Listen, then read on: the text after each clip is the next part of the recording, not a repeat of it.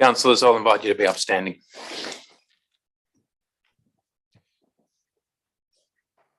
I'd like to acknowledge the traditional custodians of the land, of elders past, present and emerging, in which this meeting takes place. General Manager. Thank you, Mr. Mayor. We thank you, Lord, for the honour of being called by our fellow citizens to this office of honour and trust. Give us grace diligently and honourably, free from public interest or prejudice, to discharge the duties entrusted to us, to the common good and as in your sight. Through Jesus Christ our Lord. Amen. Be seated. Councillors, we have received one apology from the Deputy Mayor, Councillor Crassoy, this evening, who's unfortunately contracted COVID. We wish her a speedy recovery. I will ask for a formal motion for her leave of absence. Councillor Williams, seconded Councillor Sanderson. All those in favour? Aye. Against? It's carried. Councillor Quinn is also joining us via Zoom. I will move on. Are there any declarations of interest, councillors? There being no declarations, I will move on to the confirmation of minutes of ordinary meeting 4506 held 19th of April 2022. Moved Councillor Williams, seconded Councillor Priest, and any discussion? If not, I will put the motion. All those in favour? Against? Thank you. I don't have any mayoral minutes or reports to put forward. I will just mention quickly that council's thoughts are with the Mayor of the Hawkesbury, Patrick Connolly, who was unfortunately assaulted last night. I believe he's in surgery at the moment, but with your indulgence, councillors, I might send a letter of good health to him whilst he recovers. There is no notices of motion, so I'll move on to the council reports. The first report, 4.1, draft 2022-23 operational plan and budget, including long-term financial plan and fees and charges. Now, we've had an updated report circulated to us today. So do I have do I have a mover to that report? Councillor Prieston. Seconder, Councillor Vergara. Councillor Preston, would you like to speak to the motion? No. Any speakers against? Councillor Williams. Yes, Mr. Mayor. I thank the staff for this report. However, throughout the report, there's reference to the reports is references to the Mill Infrastructure Plan or Property Strategy. That is not a document that exists, and I don't think it should be used at this stage. And to council, and if council does approve it, it was resoundingly rejected by the community when it was put out for comment. So I have concerns that we use consistently throughout the documentation the terms property strategy. We don't have one, and it certainly, if we're going to have one, is a long way to be worked through. I also note in the document shared depot is raised. I have concerns about that in terms of how that process has advanced. We were promised a lot out of that proposal, but has delivered nothing. We seem to be persisting with it. Last year I visited the depot and found that it was totally inadequate for the staff's needs, what I saw and was advised. I'm also aware of a whole range of other issues associated with health and safety around that proposal. And apart from the fact that we're paying through the nose for the proposition, we're getting no return. The promised renting of the site has delivered zero in the last 2 or 3 years since the thing was. So I have concerns about how how that's being dealt with. Also, in the documents, which are quite lengthy in another part of the business paper, there's a lot of reference to, well, there is a section in terms of loans, and I'm a bit confused, and maybe somebody can inform me. In one part of the documentation, it says that we can only borrow 2.8 million, but then we go on to do a full business assessment of 5 million. So I think that part of it is a bit redundant if we can only borrow 2.5. So I'm not quite sure where that sits in the documentation. I could go on. There's a whole range of issues that I've noted in the original documents, wherever it is, but I won't go through them piece by piece. But I think it does need some further work. I think that if it goes on public exhibition, then we'll see those comments come back, and maybe we can further advance it. Thank you, Councillor. I will just give the General Manager or Director a chance to respond to those specific questions. Okay, through the Council, through the General Manager. I'll work backwards, so I'll address the loan question straight away, and perhaps on reflection, some rewording might suffice on this regard. So the initial question came from Council about loan borrowings, and at the time when we asked the initial inquiry of TCorp in October last year, we asked TCorp on the premise of if we didn't receive the special rate variation income. So the question was put to TCorp on the basis of the base case and long-term financial plan, and at that point in time it was reported in the October council meeting that just on that preliminary assessment, that was the amount of money that potentially could be advanced based on our operating deficits. This year, what we then did, on the back of that report, there was an outstanding council resolution that talked about investigating the loan difference between what was then titled option 3 and option 4 of the long-term financial plan. So that was eliminating the complete asset backlog. On the basis of that, and on the basis of the SV approval, we then asked TCorp this year about a loan advance of 5 million on the basis of that approval. At last year's point, and the question of loans, the question put last year was, could we not apply for an SV and completely fund through loans? And that was not feasible, essentially. It then came to that council resolution where we would ask regarding that difference. So that's to that particular question. In terms of the property strategy, I completely acknowledge your point in that regard. And throughout the document, we've tried to replace it with terminology such as diversified income and property initiatives. From time to time, my understanding is that there will be disposal of land that may come to this council as a proposition for the council as a whole to consider. Other property initiatives would be things like a periodic review of our leases and licenses. In other words, are we getting market rent? In the budget itself, it is reflected that the Hunters Hill Depot is actually projected at this point in time to receive zero income. So I acknowledge that point, and that is reflected in the budget documents. It actually says, and within the council report itself, it actually talks about that the Hunters Hill Depot location next to us here needs to have a review of the zoning, and at this point in time, there is no projected income. That may change during the course of the financial year.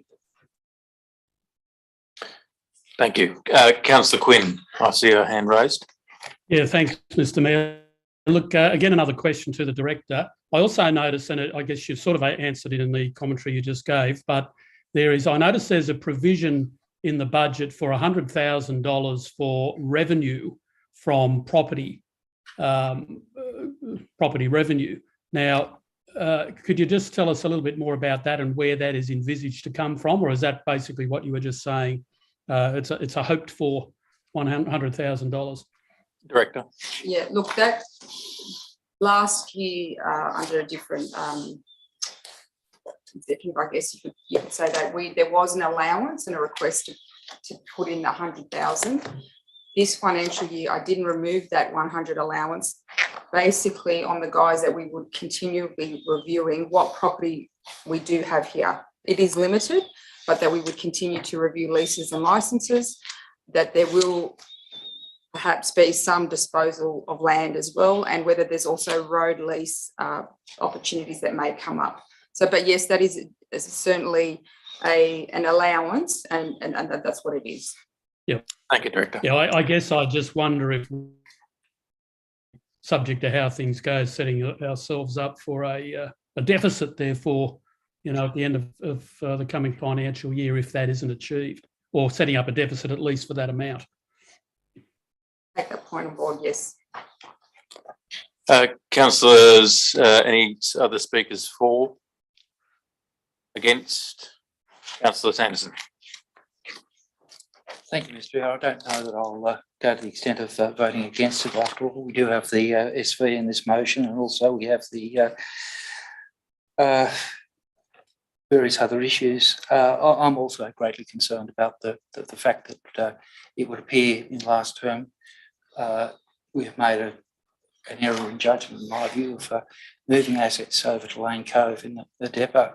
I think we urgently need to do something about reviewing that situation, and an overall review is probably far more important than a review that will simply look at rezoning, because I think the reality is the best case scenario might be for the depot to move back to these premises.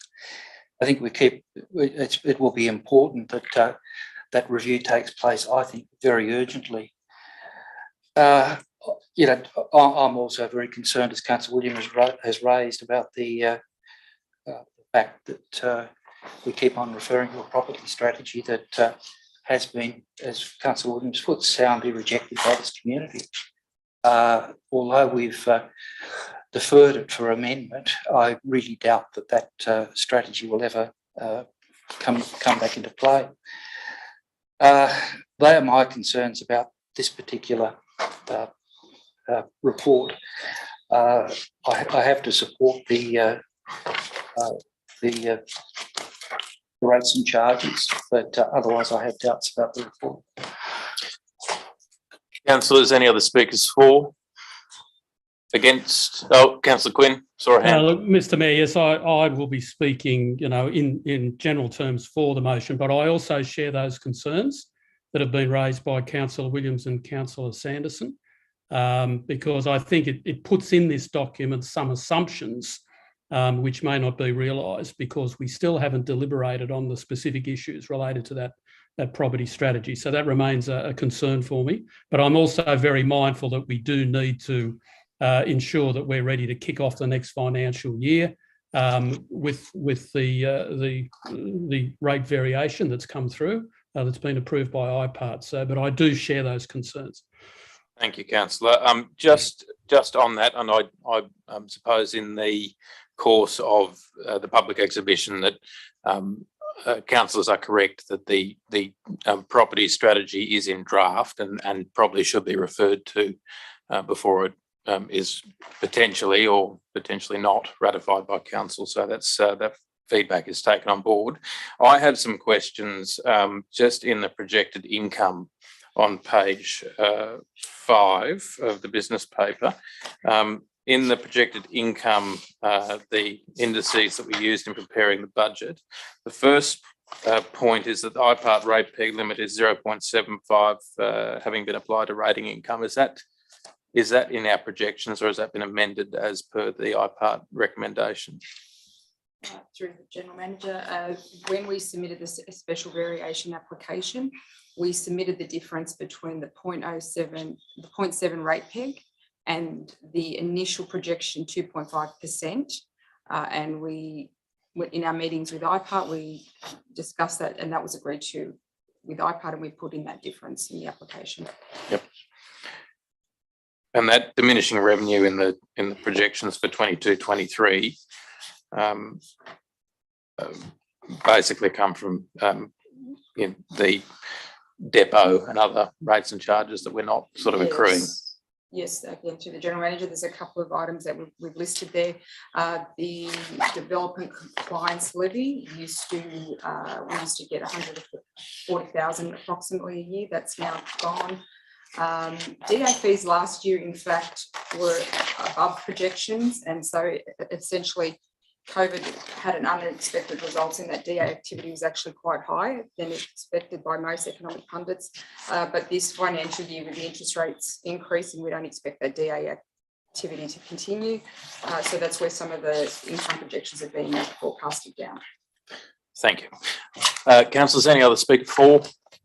Right, Sorry. reply, Councillor Quinn. Sorry, Mr. Mayor, this is just a quick comment and I should have added it to what I said before. Look, I'm mindful that we've just put in there a few concerns, but I'd also like to acknowledge the extraordinary effort that's gone in by the director, Ms. Kenny, and her team to get us to this point. So I just want that you know, not minuted, but just I'd like to share that comment that we are appreciative of all the effort that's gone in to date to get us to this point. Thank you, Councillor, and I'm sure all the other councillors also reflect on that too. Councillor Prieston, do you have a right of reply? I was just going to echo the sentiment of Richard just now. That thank you, Maria, and your team for putting this together. I think despite the fact that there are a few things that we need to revisit, holistically, it's a really great report and it's very concise and succinct. So thank you for your work. Thank you, Councillor. That being the case, I'll put it to a vote. All those in favour? Against? That is unanimous. I'll move to item 4.2, draft community plan 10-year delivery program, 4-year operational plan, 1-year community engagement strategy. Councillor Sanderson. Thank you, Mr. Mayor. I'd like to move move the recommendation, but with significant amendment. I'll start by point of explanation that we've already approved the operational plan in the earlier motion, so it doesn't need to be approved a second time in this motion. So in the first point of the motion, that it only needs to be the community plan and the delivery program we need to approve in this motion, unless there are any reasons that directors can advise us of. Then secondly, I'd like to amend this to read that a further report be brought back to council on 20 June outlining public Councillor, comments. could we just hold and It's all here. Yep. And then I'm adding in and recommending any attachments, including those arising from or any amendments, those including those arise from submissions prior to adoption. Then point 3, that the draft engagement strategy be amended, including that the table on page 13 of the draft increases the levels of IAP2 spectrum engagement given in the second column of the minimum or to the minimum of the inform and consult. B, amends the notification engagement for general purpose to be 28 days after exhibition, unless urgent implementation is required.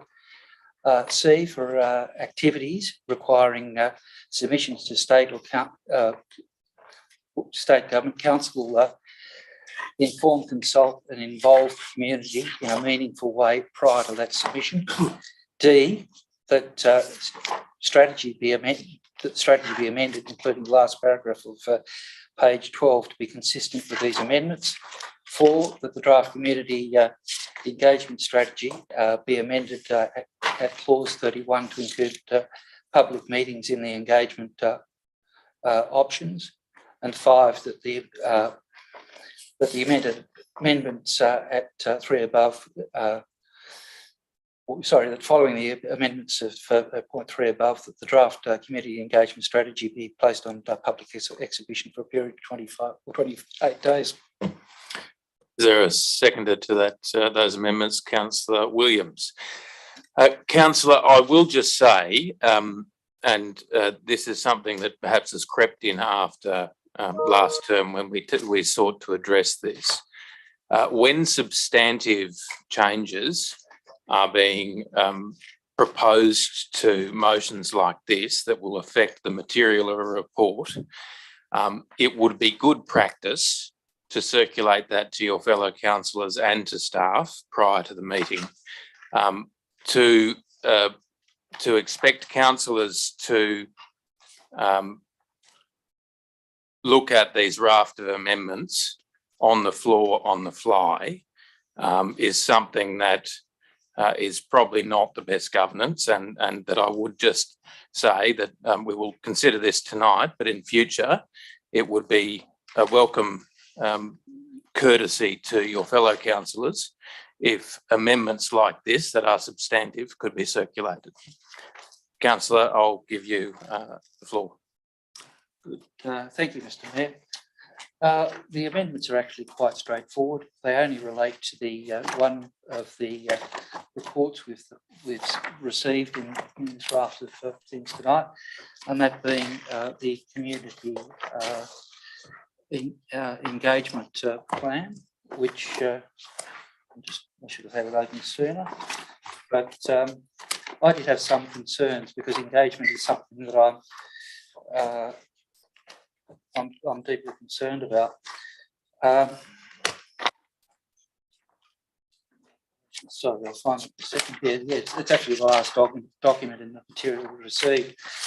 On the second last page of it, there's a table which I commend. It introduced the notion of IAP2, which is the International Association of Public Participation Spectrum. I think this is a great initiative. I just feel that we've pitched the level a little bit low. What we've done in this table is to quote what state government recommends as a minimum. Now, this Untitled Council, we're supposed to be consultative. I think we can do somewhat better. What I'm advocating, if councillors look at the second column in that table, you will see that the IAP2 level of consultation has various different ratings. At the present time, some of them are merely informed. The odd thing is that there's some where it's informed as well as giving 28 days or 28-day exhibition. I would suggest they all should become consult. So that's what the first point in the motion, or point 3A of the amended motion is, that everything should be, or everything in that table should be a case of inform and consult.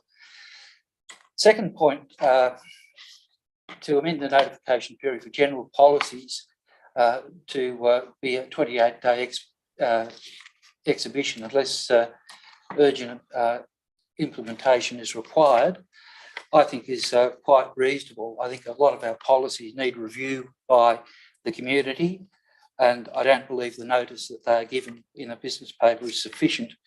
I point tonight to a fairly important document relating to disposal of council lands. I therefore think that appropriately would be displayed for 28 days before it comes before council. Point 3C is for activities requiring submission to state government.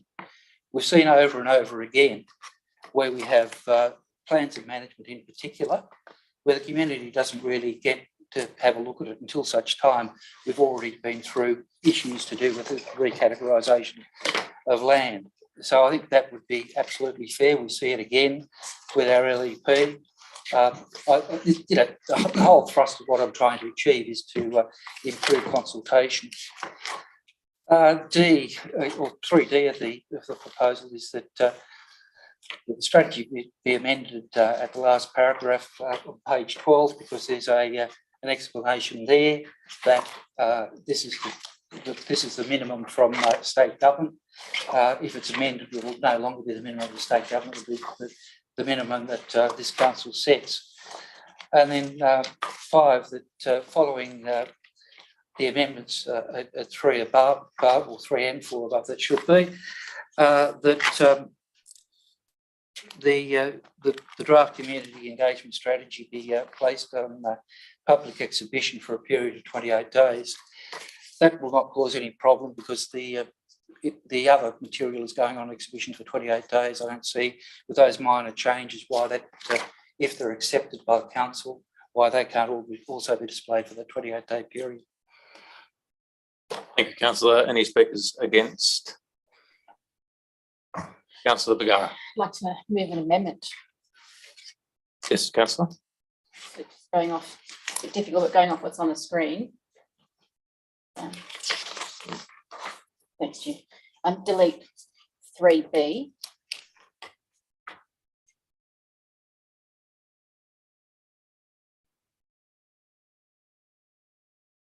So the consequence of that is just to delete the minimum notification engagement for general policies of 28 days exhibition. I'll go through the amendments and then say the rationale. If you can propose amendments to the motion, or you can, yeah. If not accepted, they can be moved as amendments. Delete 4. That's it. That's the proposed amendment. Councillor Sanderson, is that acceptable? No, Mr. Mayor. I'll take them as moved. Is that seconded? Councillor Priestman, seconded. Councillor, would you like to speak to the amendments? It's a good amendment. I like. It's a good motion. But the reason for the amendment is general policies is broad. We don't know what that means. That could be work health and safety policy. The 28 days exhibition period for all general policies, it's just too broad and could have unintended consequences, which we can't foresee now. But otherwise, the consult provision, I think, deals with that. So I'm happy with that. So that's the reason for the deletion of what was 3B. And in terms of the 3.1 engagement options, the amendment, the proposal for public meetings just seems redundant when you've got stakeholder meetings, focus groups. It seems to be covered. I mean, public are stakeholders in decisions of council. So I think it's already covered. I don't think it could just be confusing to add something which is already there. Thank you, councillor. Any speakers for the amendments? Councillor Preston. Thanks, Mr. Mayor. Can I add further amendments? You can suggest further amendments to councillor Vergara, which you may accept, and you can accept as the seconder. There's just some typographical errors in the first column. So maybe add number 5. In the activity column, replace policy Y''S with policies, Yep. POLICIES. And that error occurs in rows 2 and 3. The table. That's acceptable. Otherwise, I think good grammar. the motion We'll is. actually have picked up and correct the spelling in the Councillors. motion. Otherwise, I think the motion is acceptable and assists us in forming a more comprehensive IAP2 spectrum policy. Thank you, councillor. Any speakers against? Councillor Quinn, I see a hand up. Yeah, thanks, Mr. Mayor. Look, this is it's actually a question, if I may, to Councillor Sanderson. I'm mindful of that comment that Councillor Vergara made about if we make this a blanket about all policies, where some of those policies that just need to be updated, tweaked, or whatever for statutory reasons, whatever it might be. And if your original motion would lock us into that 28-day exhibition period for any and every policy, I'd just be interested in your reflections on that particular comment that Councillor Vergara made. Yeah, thank you, Councillor Quinn. Through you, Mr. Mayor, my reason for doing it that way, and you'll note that I've said unless 28 days exception or exhibition unless urgent implementation is required. So that was my way of ensuring that if there was something we had to urgently get into place, we would be able to bypass that if necessary. I don't quite know how we would determine whether it's urgent or not, but it would seem to say that part of the motion is likely to go. So that will probably answer the question. But no, in a case of an urgent matter, I'd be quite happy for it to bypass the consultation. But I think it is appropriate in all other cases. Thank you, Councillor. Councillor Quinn, any other clarifications, questions? No. Any other speakers against? Councillor Williams. Yes, Mr. Mayor. Local government's all about transparency. And what Councillor Sanderson is proposing is to ensure that we are transparent in what we do and that our community has every opportunity to participate in the council. I can see no reason why we wouldn't put out to our community as an exhibition period our policies. They're fundamental to what underpins council's decision making and council's position on issues. And I believe the community has every right to have a say in that process. So I support that. This issue of deleting town hall meetings or broader meetings, I think it's imperative. We went through a council term where the community was considered as stakeholders, and it was very selective as to who was involved in the process once a stakeholder was identified. There were pop-up things which divided the community because you couldn't get together and discuss issues. And I think there was a real lesson gained at the meeting at Henley earlier this year to talk about the Gladesville Reserve.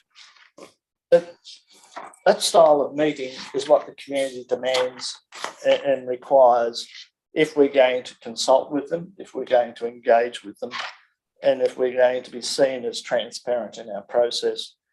So I think it is very important to have in there a clear statement that this council is not going to be like the last council. It's going to open up debate to the broader community on issues and not just deal with sectional interests such as stakeholders, as was defined and dealt with in the previous council. So I don't accept that pop-ups and these sort of divisive processes really meet the transparency ticket. And I think what Councillor Sanderson had in his motion is the correct way to go.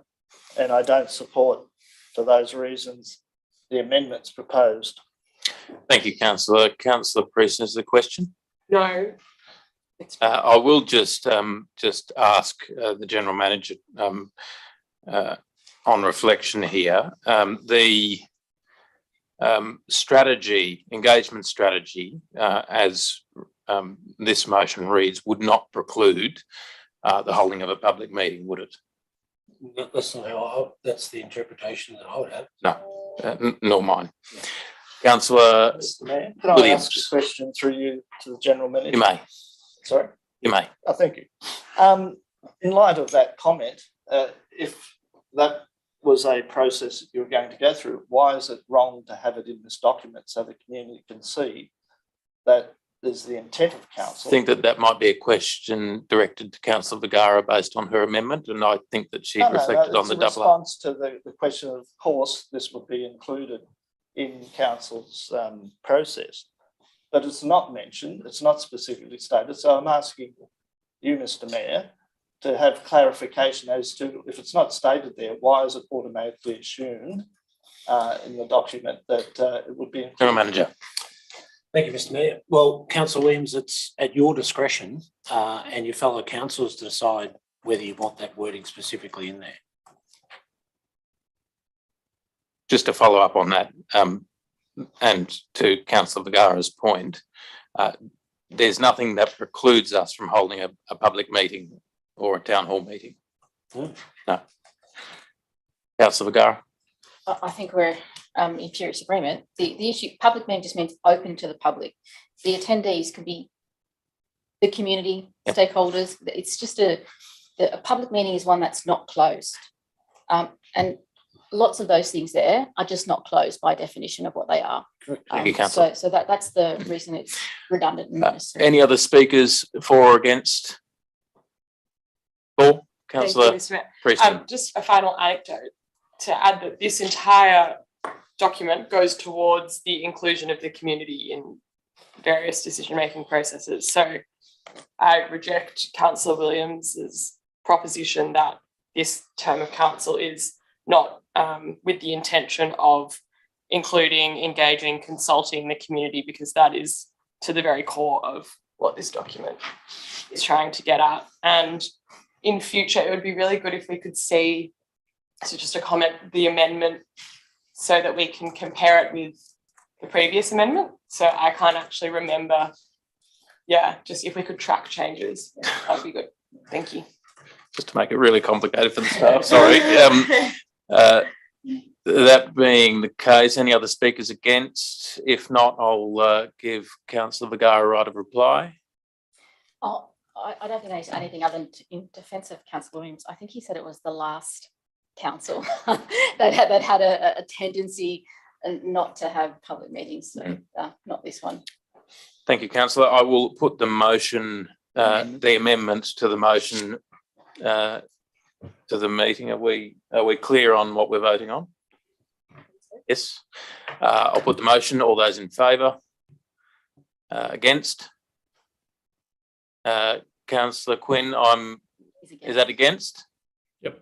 Yes. That is lost on my, that is, sorry, one on my casting vote. The amendment is now the motion. Any other speakers for or against? Councillor Sanderson, right of reply. Thank you, Mr. Mayor. I'll start by apologising to the reporter for the fact that we don't get to debate the original report. I do have, and I'll go back and say I do have a little bit of concern about the community strategic plan. I have some concern about the fact that we no longer have the head in the community strategic plan of managing character, protecting character and managing growth. It's been replaced with a broader concept of place and movement. We use modern techniques like place and movement now, but unfortunately, I don't think community strategic plan has a sufficient recognition of heritage as one of the core things that makes this place so absolutely unique. As to the processes, I'm very happy to, well, now that the amendments have been accepted, I'm very happy to accept those and carry on with what remains of this motion. But again, I emphasise that there is a lot more that I believe and what I believe should occur. And the reason that all of this stuff should be on 28 days public exhibition is that I really believe this community needs to stand up and put its views forward. And there was a slight amendment in point 2 to the original recommendation, where I'm advocating that we provide time to recognise the importance of what this community says. And this is why I was very happy to see the initiatives of the IAP2 spectrum come into this. And we can't just simply be inform and consult. We have to go to those other levels of involve and collaborate. Wherever it's possible, we should have all those levels of including community. And unfortunately, the timeline with this process, it doesn't really give us a lot of opportunity. We've got something on exhibition for 28 days, and then within a few days after that, it'll come back to this council and we'll have to approve it. I really think we need more time in there or some process by which we can be considering the community views as they come in, because I really don't believe the documents, particularly the community strategic plan, recognises the position of this community as I understand it in any case. But how we go about bringing those thoughts of the community into it is made difficult by this very short timeline. And that was part of my reason for that small amendment to section 2, to ensure that there is an opportunity to consider and adopt and include ideas that come from the community. And I hope all will support what we seem to have arrived at with the amended motion. Thank you. Thank you, councillor. That being the case, I will put the motion. All those in favour? Against? That is carried. Move to item 4.3, 7 Francis Street, Hunters Hill, interim heritage order. Do I have a motion?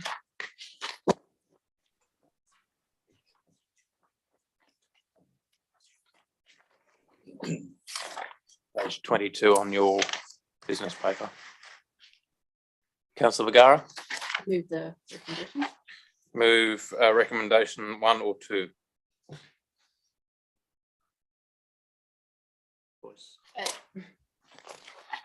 Yeah, I had a question before, but Yeah, two. perhaps I'm foreshadowing a motion question. for two. Yeah, question to the Director of director. Development and Regulatory Services. My question is in relation to the interplay between the course proposed in option 2 and the appeal of the deemed refusal of the development application. I'm concerned that we might, if we did go down option 2, that the court would uphold the appeal and the proponent gets a DA. Then you've wasted time and money. If council did go with option 2, is there a process to stay the appeal proceedings? Councillor Vergara, thank you. In short, no. And the reason being is because that process is in fact the interim heritage order application that's been put to the minister and rejected. So had the minister approved the interim heritage order application, the applicant would be very limited in terms of what their options could be to develop the site. You are correct in making the observation that should the court uphold the appeal and approve the development, the listing under Schedule 5 of the Hunters Hill Local Environmental Plan 2012 may not be that effective, given that if the works which are the subject of the development application are carried out, the significance of the item may be modified. There's no basis for council to seek a stay of the appeal proceedings because council's investigating whether or not the item is of local significance and potentially to be listed in Schedule 5. The council's position with respect to the appeal is that we are in a position whereby mediation is due to occur tomorrow, and the outcome of that mediation is very much in the hands of council in terms of where we sit with respect to those amendments to the application. Should the court take the view that the application is to be approved or the appeal is to be upheld, there's very little that council can do in order to prevent or to withhold any aspect of that development going ahead. So that process that you're referring to for us to ensure that there's no work on the site would be the interim heritage order application, which the minister has rejected. I might just ask as well, given, just walk us through the timeline perhaps of, let's say we went with option 2 and we undertook the review to list the item in Schedule 5. Is there a danger that the court finds in the meantime rules in favour of the applicant and the works can progress and the heritage, as you say, is then significantly detracted from? Mr. Mayor, correct. I mean, can we do this in a timely enough manner that the court process won't take place? before a heritage order is, a heritage listing could be made. Sure. Mr. Mayor, in answer to your question, the process involved with a heritage assessment, I would imagine would take anywhere from, say, 6 to 8 weeks to actually assess the item. It also comes at a cost of around $10,000 to $15,000 to carry out that assessment. That would then need to be the subject of a planning proposal to amend the Hunters Hill Local Environmental Plan 2012, in particular Schedule 5, which would then include the item. That planning proposal in itself would take a long time. Even if it is included as part of the current LEP review, you're looking at a period of months. So in answer to your question, yes, in the event that court is to uphold the appeal and approve the development, you could find that the significance of the item is heavily modified by the application that's been approved by the court. And I should stress that it is speculative to preempt the outcome of the court.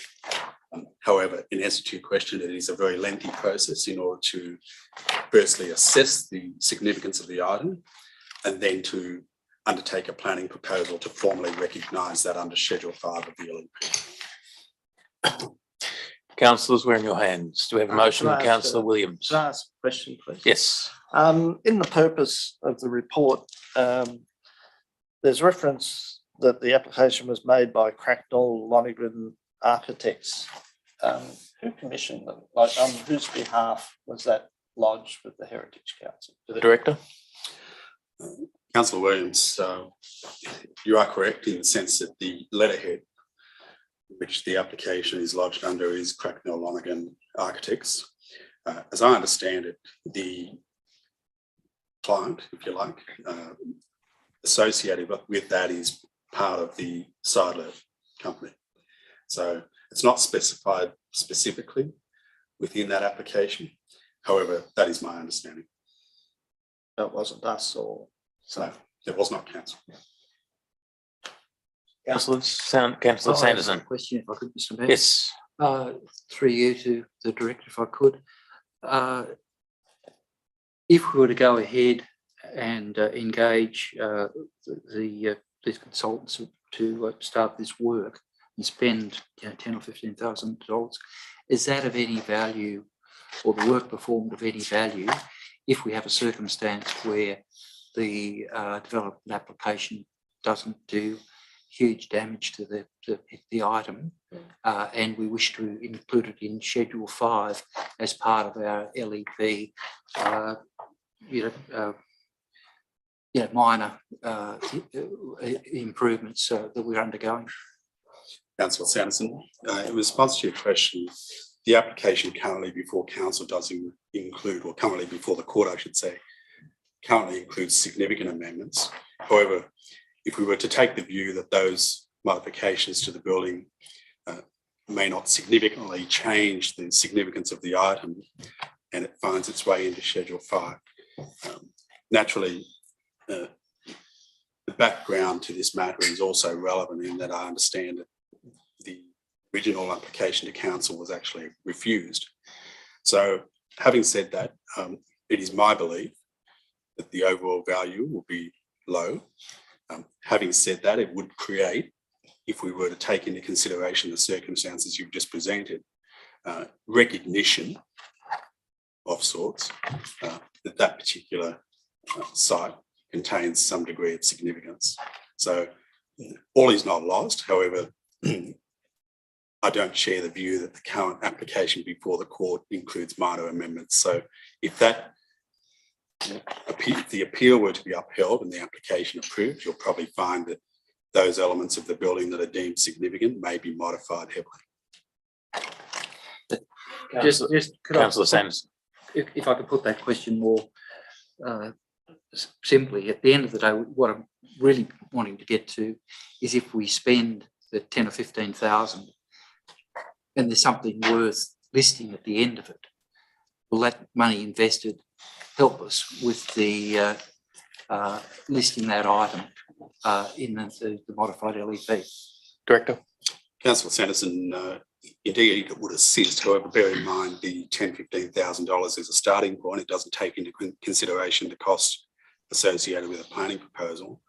But also we have a very significant point here that ultimately council originally chose to refuse the development, and this particular building was constructed in 1996, and ultimately it's currently not listed, and so there's a very real chance that if the court were to uphold the appeal and approve the development, it may be substantially different. So the overall value there is questionable if we proceed with option 2. Councillor Bergara. Maybe I can assist this way. So there are 7 criteria for the item to be assessed as at a local level of being significant. And the finding from the New South Wales Heritage is that likely on 4, and one of them was rarity. So if it's and the other item in our municipality is heavily modified. So I think if the DA is approved and there are modifications, the rarity one would slip to unlikely to be met, and then you know it's finely balanced, but would probably wouldn't be assessed as significant at a local level. I might also say, councillors, that if the alterations and modifications that the applicant are putting forward are significant, that it may be that a heritage assessment would need to be reassessed at the time, which would in itself add to the financial burden. But I might get the director to answer that. Mr. Mayor, that is correct. Yeah. Councillor Prieston. Oh, Councillor Quinn, sorry, you've been waiting diligently. Thanks, Mr. Mayor. Look, my understanding is that this particular item on 2 occasions in the past has been reviewed by council. The first being back, I think Councillor Williams reminded us, back in the 1980s or 90s, the previous revision of the LEP. And then again, that would have happened in the preparation of the 2012 LEP when all items in the municipality were reviewed for inclusion or exclusion in the instrument. If I can just get clarification of that and confirmation through the director that that is the case, or his understanding. Director. Councillor Quinn, thank you for your question. As we've just discussed, the current building that is on the site at number 7 Francis Street was constructed in 1996.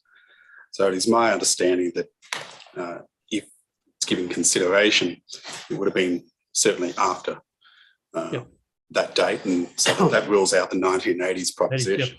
Agreed. With respect to the current local environmental plan dated 2012, certainly that went through the standard motions whereby all amendments to the LEP were considered and went through a public consultation process, and indeed at that time the matter was not adopted for inclusion as part of Schedule 5. Now, as for how specific that report or assessment was at that time, I'm not sure. I'd need to look into that. However, there was the opportunity there to include it in 2012 and it was not included. Thank you, Director. Councillor Williams. Mr. Mayor, just for clarification, following on from Councillor Quinn's comments, the situation back in the 1990s was not an issue of listing it, there's an issue of whether it was to be built under a DA process. So it had, because it wasn't built, it didn't have any significance at that point in time. So I'd like to make it clear that it wasn't part of a listing process, it was part of a approval assessment to construct. And it was a very hotly debated issue at the time. Could I also ask a question that these attachment that lists a range of views in relation to the heritage significance of the building based on what's appropriate, the full range of issues you consider in a heritage assessment. And the point that the Heritage New South Wales makes is that although it doesn't make the state threshold, it's likely to meet the local heritage significance. Just wondering through you, Mr. Mayor, they get a comment in terms of that's a pretty heavily weighted view by the Heritage New South Wales. I was just wondering, does that strengthen our position in terms of making a decision whether we go down the path of listing? Because we do have some evidence here that it is of significance. I'm just wondering how that plays out in the process. Director. Councillor Williams, thank you. Indeed, it is an opinion put forward by Heritage New South Wales, which Council has acknowledged. In part, it places the onus on Council to undertake the detailed assessment in order to form a view whether it is or whether it isn't of local heritage significance. I guess you could refer to the current appeal as the proverbial spanner in the works. Complicates the decision tonight. So we do acknowledge the opinion expressed by Heritage New South Wales, and that is able to be considered whether we pursue option 2 to undertake that assessment further. However, I don't think the assessment will simply rely exclusively upon that opinion. It will go into the standard process of looking at the merits of the proposal. So it's really a question of saying, should we pursue option 2, knowing that if the appeal is upheld and approved, it may not necessarily provide high value. Thank you, Director. Councillors, any other questions? Otherwise, I'm in your hands as to which option to go to. Councillor Quinn. Well, Mr. Mayor, I'm just not sure if, so we don't have a motion at the moment. Is that We don't right? have any motion on the floor. Okay, well, I'll move option 1. That's moved. Option 1, Councillor Quinn. Is there a seconder? 1 second. I'll second the motion for purposes of debate. Councillor Quinn. Well, Mr. Mayor, I just, again, I guess I pick up on the issue that I raised in my earlier question. There have been points in time in the past where this property could have been listed.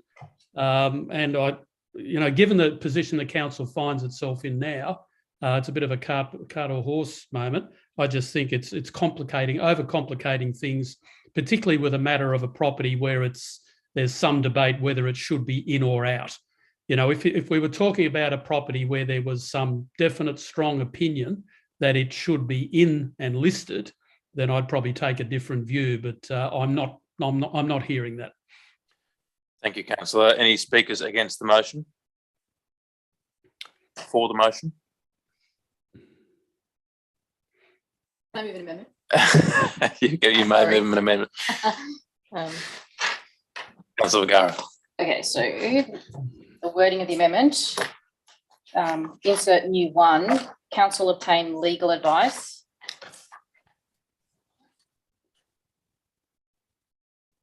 as to whether proposed assessment of significance for 7 Francis Street, Hunters Hill. Assessment. Okay, so council obtain legal advice as to, go back to the word to stays to, as advice as to the prospects of successfully obtaining a stay of the proceedings lodged with the New South Wales Land and Environment Court against council's deemed refusal of capital D, capital A 2021-127. Bring that up. Stay in the 1276. Correct. on the basis of an intended listing of the item in Schedule 5. Point 2, there are no or poor prospects of success. Council not to pursue the preparation. Do we need to read that whole part? The preparation. And then the rest of 2 is as per motion 1. Councillor Quinn, are you happy to accept that amendment? Yes, Mr. Mayor. Yes, as am I. Sorry, and then point three would be if there are good prospects, council engage a heritage consultant. So it's a self-executing course of action. If there are good prospects, council, it's the old number 2. Engage a heritage consultant to undertake an assessment of significance. Yeah, from heritage consultant there. Again, Councillor Quinn, are you? It's a question, Mr. Mayor. So just Councillor Vergara, I'd appreciate, given your professional expertise. So you're specifically focusing on the stay of decision issue here. And yes, therefore the result of that stay, because I'm conscious that, legal advice can take some time, a stay of advice wouldn't take that long. Is that, no. So just to be clear, that's what you're proposing? Yeah, I mean, if it's not at all possible, if it's not an avenue available, it'd be a $500 advice and take 10 minutes. Okay, look, I'm okay with those amendments, Mr. Mayor. As am I. That becomes the motion. Are there any speakers for the motion? Against? Councillor Sanderson, you look like you had your hand for the motion. Thanks, Mr. Mayor. Yes, this has, I think, been one of the most difficult things to assess. You turn to the heritage assessment, and I'm very pleased that was included. And note the difference between local significance and state significance. And I note that the report that has been prepared by Heritage New South Wales assesses it on 7 points, and on three occasions. It does not have that local significance, or the terminology they use is unlikely to meet the criteria for historic significance at state or local level. But there are some where it appears to be likely, and it's 3. And then there's another one, there's 3 that are local only, 1 that's both, and 3 that is where they don't make it significant. So I think on balance it probably would be made or assessed as being significant at a local level in its present state. The problem becomes then, will the item be damaged by the possible modifications? I guess that's one of the strengths of Councillor Vergara's motion, that if we can't say, well, then we take different action. I've heard from the Huntersville Trust on this, and I believe they see it as quite important. The reason being that they've been doing a study, as they do, on more modern heritage, and this is one of a number of items that they have identified in the municipality, and they were hoping to make that part of a broader application, if you like, for inclusion in the LEP at the current process we're going through. To that end, it'd be sad to cut it off without giving it some chance of being considered. And I think Councillor Vergara's motion provides that balance. Thank you, Councillor. Any other speakers against, for the motion? That being said, right of reply, Councillor Quinn. No, not needed, Mr. Mayor.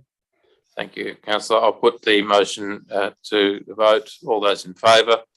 Against? That is unanimous. I will move to item 4.4, report on status of LEP and DCP review on page 33. Councillor Sanderson moved. With a small amendment, just yes, one Councillor Sanderson. It's been handed up. But so just a second point, two, that update reports on the status of the LEP and DCP review to council continue at successive ordinary meetings until the review is completed. Is there a seconder to that motion?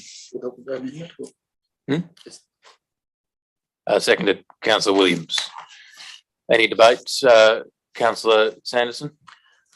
Look, I'd just like to thank staff for producing this report. report. I mean, it's later than I would have liked to have seen it. Also, thank the director for the other summary we got, which seems to be providing some way forward in dealing properly, in particular with section 16.9 of the LEP. I see that as being very important, and I believe the drafting that we have now seen goes some way to being sure that that we can retain the landscaped area features of the LEP in a state that that they will continue to provide the same outcomes that we currently have. And I see that as being highly important. So I thank you for that information. I mean, I would like to see more in this report, and I think it's very important that this council, and more, just as importantly, the community, is provided with information about what is going on in the development of these vital documents. And if we were to get a report at each meeting about what the progress is, that provides some of that information, and that's why I've put that second point to the motion. Thank you, councillor. Any speakers against? For the motion? Councillor Sorry, Prieston. I thought we were ready. Councillor Williams. Yes, Mr. Mayor. I agree with Councillor Sanderson's comments, and I'm not going to vote against this because it's important that this get in the community as soon as possible. I won't gild the lily. I think it's been regrettable that we're at this late stage when council clearly intended last year to get on with the business. At this late stage, we're still dealing with concepts and issues. I do have a host of issues that hopefully will be explained or dealt with during the process we're still to go through, and I'm very grateful that we've been given some additional time to work our way through it. But for example, we talked about amending clause 6.9.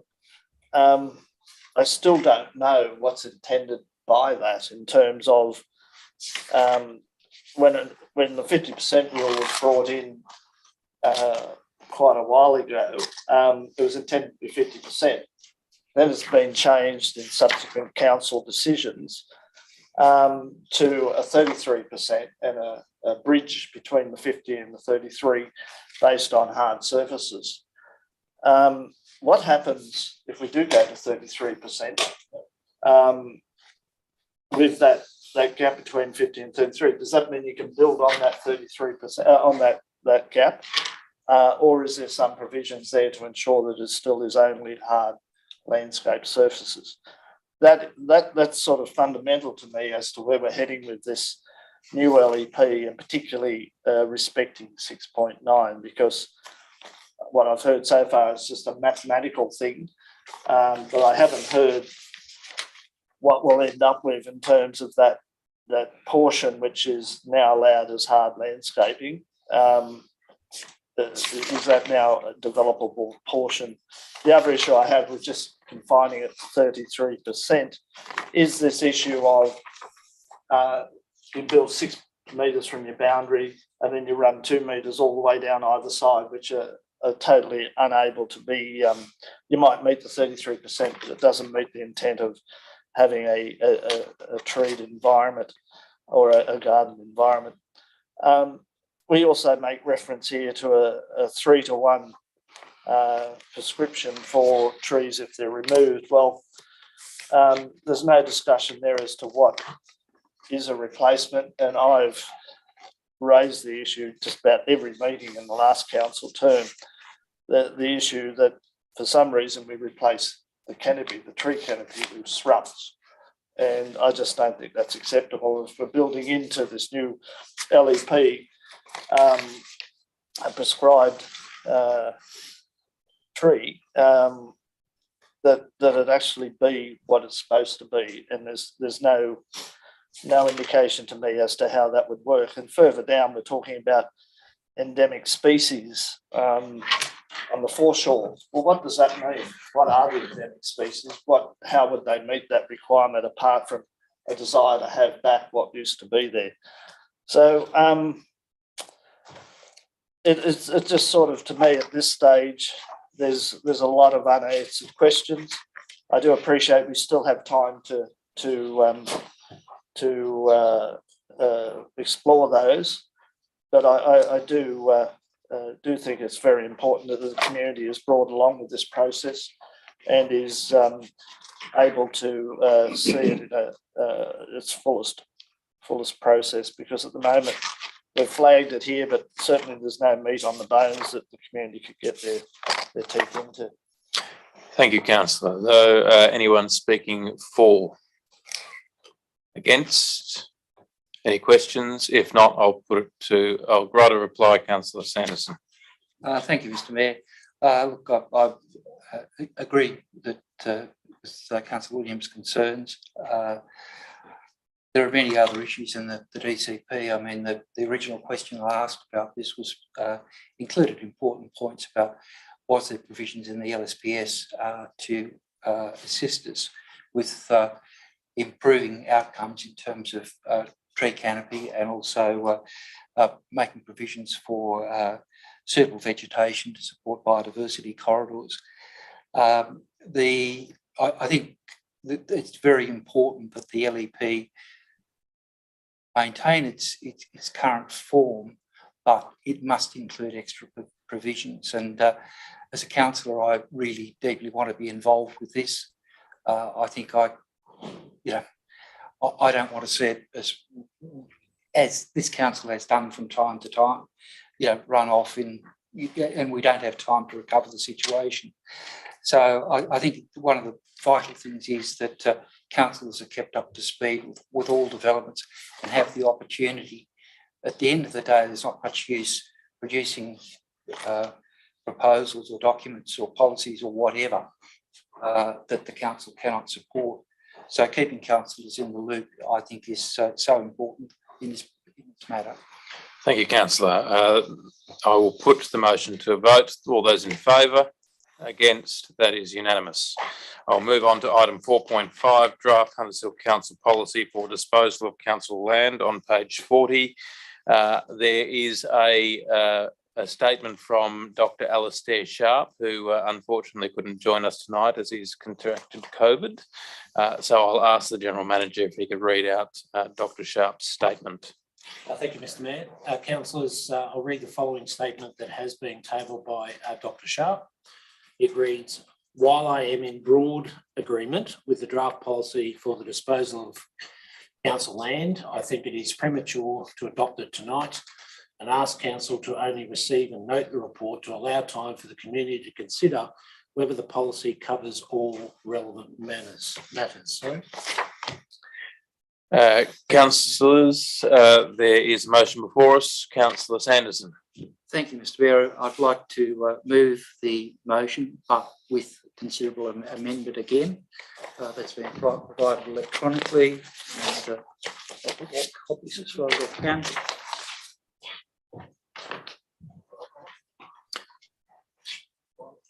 Councillor, would you like to move your amended recommendation? Okay, I'll move that one, as was in the original recommendation, that the report be received and noted.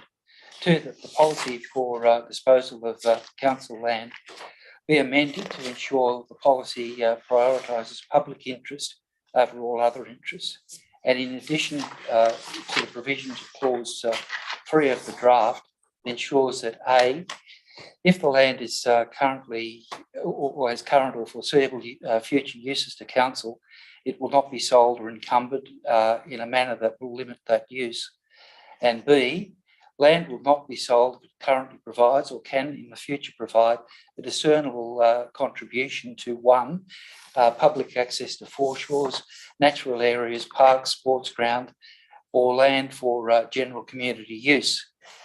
Two, linkages between streets, lanes, and other areas between or access between lands. Four, maintenance and/or improvement to the curtilage around heritage items or 5, existing plantings and or opportunities for plantings to improve tree canopy or biodiversity corridors. 3, to further avoid and mitigate concerns about direct negotiation provided for in clause 4.3.4 of the draft. A, consideration be given to a policy providing a minimum value for such disposals, such as the rateable value of the land. And B, council prepare a list of land that it may wish to dispose of. Following amendment, council placed the policy on for disposal of council land on public exhibition for 28 days.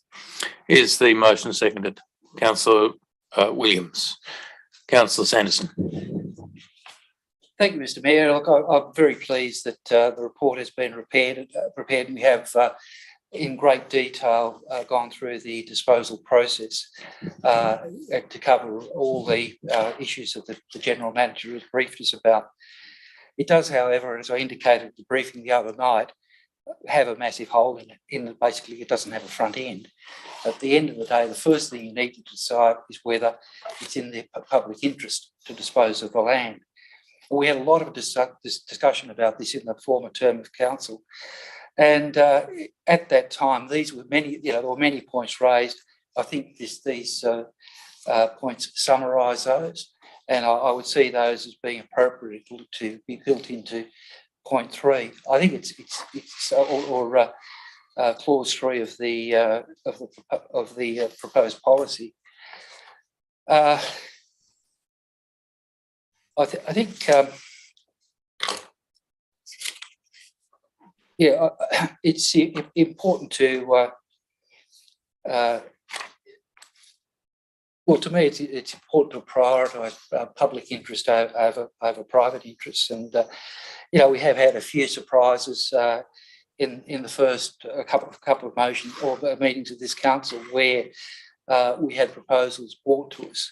And we haven't really had all that long to look at this policy. I think, if I'm correct, we first received it last Monday night. And I think it needs a bit more thought before it's adopted. I respect what the General Manager has asked us to do and not to attempt to amend the policy itself, and I certainly wouldn't attempt to do that. What I'm doing here is setting out some guidelines as to how it can be input or what things we should be looking at in this policy when it's ultimately adopted. The other thing about it is that one of the problems that I saw with the 2 proposals for sale of land that came to council in the first couple of meetings of this year was that all of this stuff was just left out. It's important the policy provides guidelines to staff to understand that we want to understand that does this land provide opportunities for view corridors, for curtilage around heritage items, for access. And one of the absolute delights of Hunters Hill is when you walk around our streets, so often there'll be a little laneway that you can duck through, and that'll take you through to a parallel street or get you down to a reserve near the water or whatever. Those sorts of lands are just absolutely spectacular. The other thing I ask for in this policy is that we should list what it is that we might ultimately sell. Without that, I think, and I'll take a step back. One of the things that the policy indicates, which I very much applaud, is it has some caution about the process of negotiating directly with the owner. And it is suggested in the policy itself that sort of scenario be avoided. Now, if we listed the lands and assessed them to know what it was, it might be appropriate to say we would know what ultimately might be sold. Then it eliminates the process of being approached by people who may wish to sell their land for their gain. And I do have difficulty with situations where we sell a small strip of land well below the rateable value of that land. And at the end of the day, one of our residents it becomes a windfall for them, a little gain for council. At the same time, potentially loss for the amenity and other things. Now, I was extremely concerned at the policy in and around section 3, but I'll probably leave it to that for now and leave that for my right of reply. Thank you, councillor. I will say again, I've not received any of these amendments prior to tonight. I would caution all councillors that if you are making substantive changes to what is proposed at a council meeting, that they be provided for deliberation prior to a council meeting. Again, asking councillors to assess what is a raft of amendments, a lengthy raft of amendments, is something that requires due consideration. It's something that we tried to avoid last term, and it makes it difficult for us to make a decision based on the amendments rather than the business paper put to us. That being said, I might hand to the General Manager to respond to some of the specific comments made. Thank you, Mr. Mayor. Thank you, councillors. Well, first and foremost is that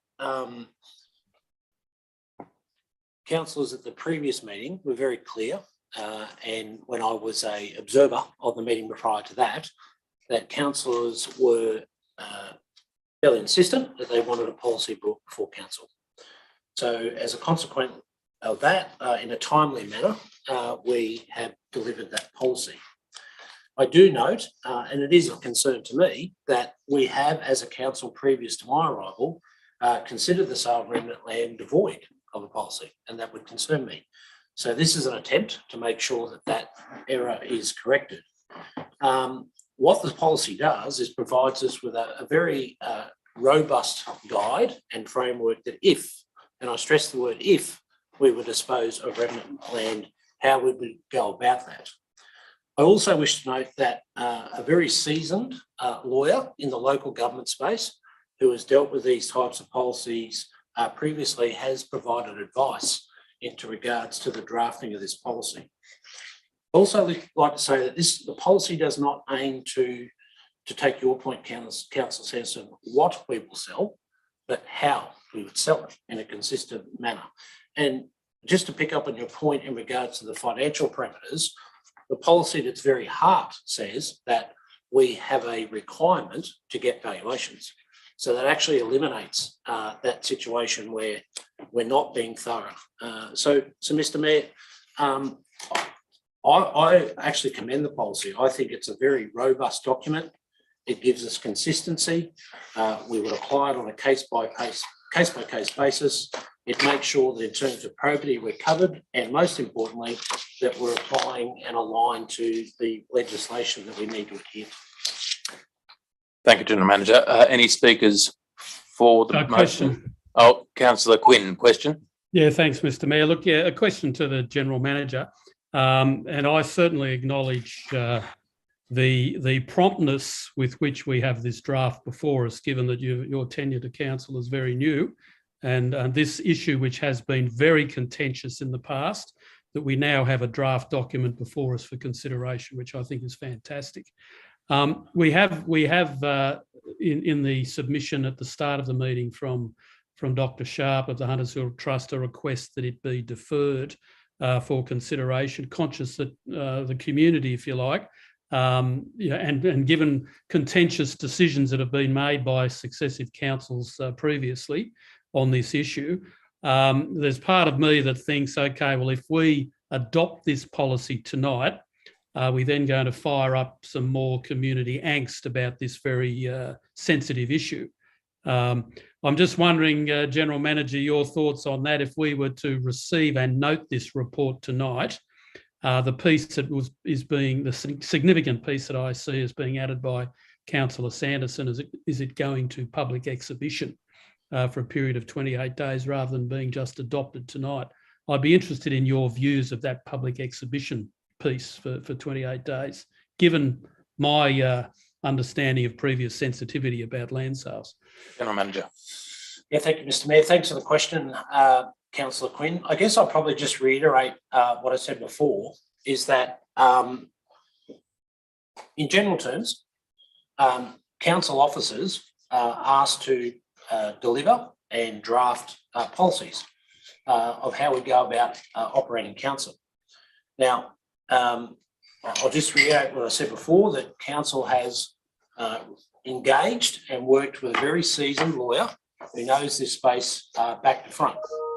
Objectively, I would understand that if we take it out to public consultation, that there are members of the law fraternity who live within our municipality. However, I would have some concerns that it could also open a can of worms with a lot of comments that potentially could come in with people who don't actually understand our requirements under the Local Government Act. And I say that very respectfully, and I say that very objectively.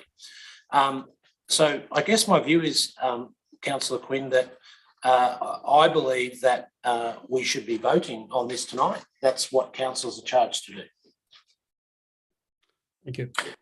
Any speakers against the motion? Councillor Bergara. First, I'd like to say I agree with the intent. I think it's well intended, the amendment, and I like it. But I just think it's bad governance in the way it does it. So it takes what is a well-drafted principle-based document, which, you know, sets out the principles by which these decisions will be made, including fairly, ethically, transparently, value to ratepayers. So the sense that the policy should state, prioritise the public interest over all others, it's just not workable. It's no utility.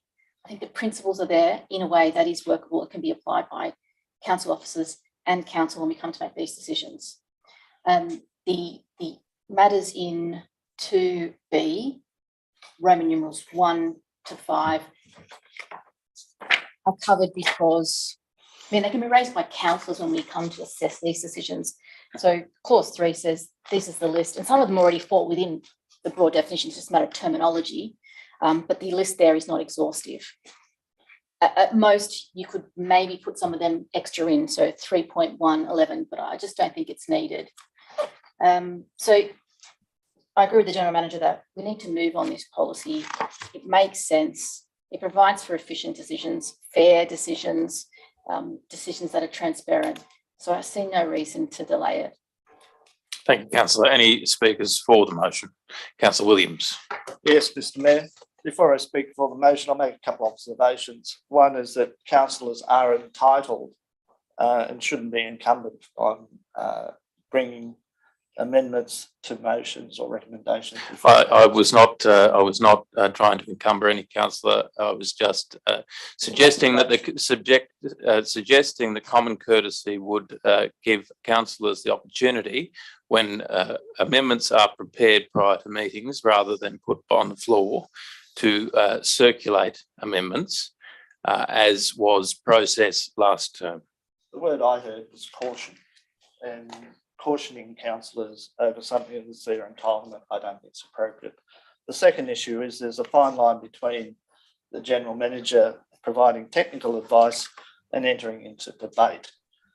Moving to the matter at hand, I think the structure of the document does meet those needs if we're going to move to dispose of land.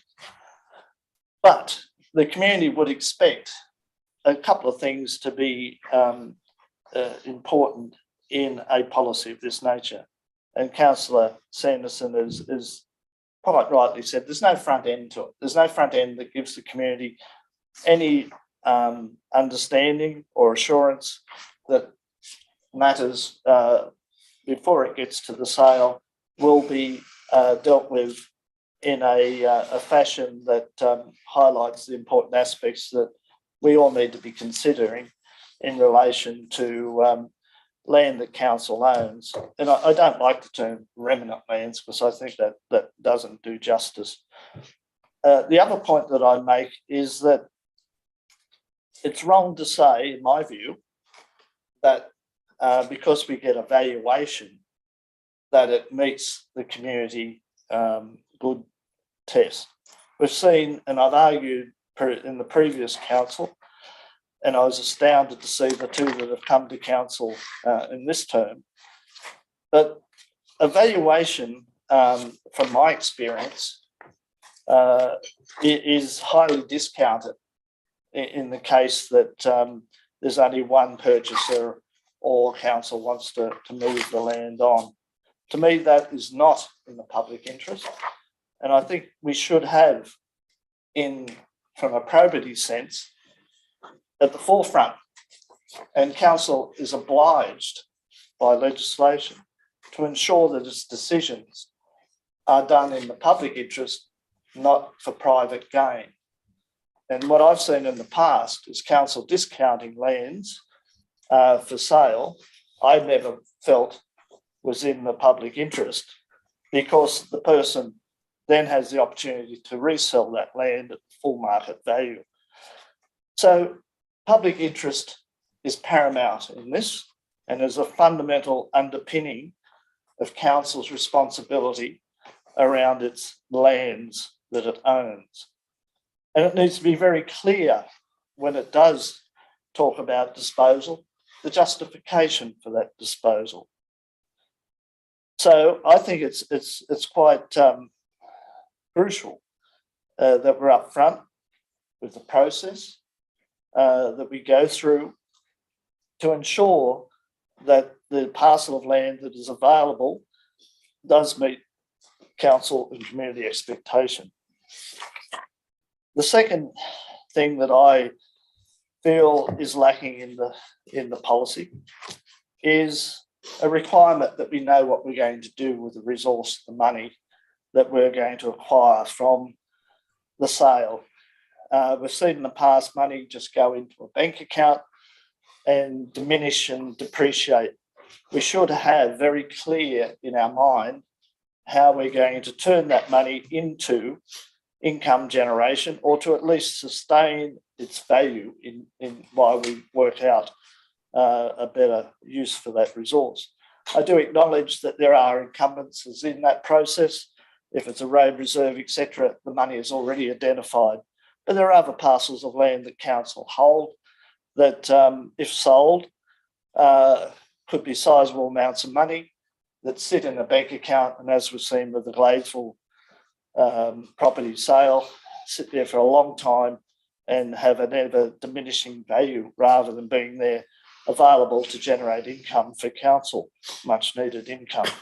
So the policy is silent on what we do with the money, and I think the community would expect us to have a process in place to ensure that that money, once the sale occurs, is not only a market value or at a rateable land value, but secondly, be able to be responsibly managed in the interest of the community. The final point that I'd make is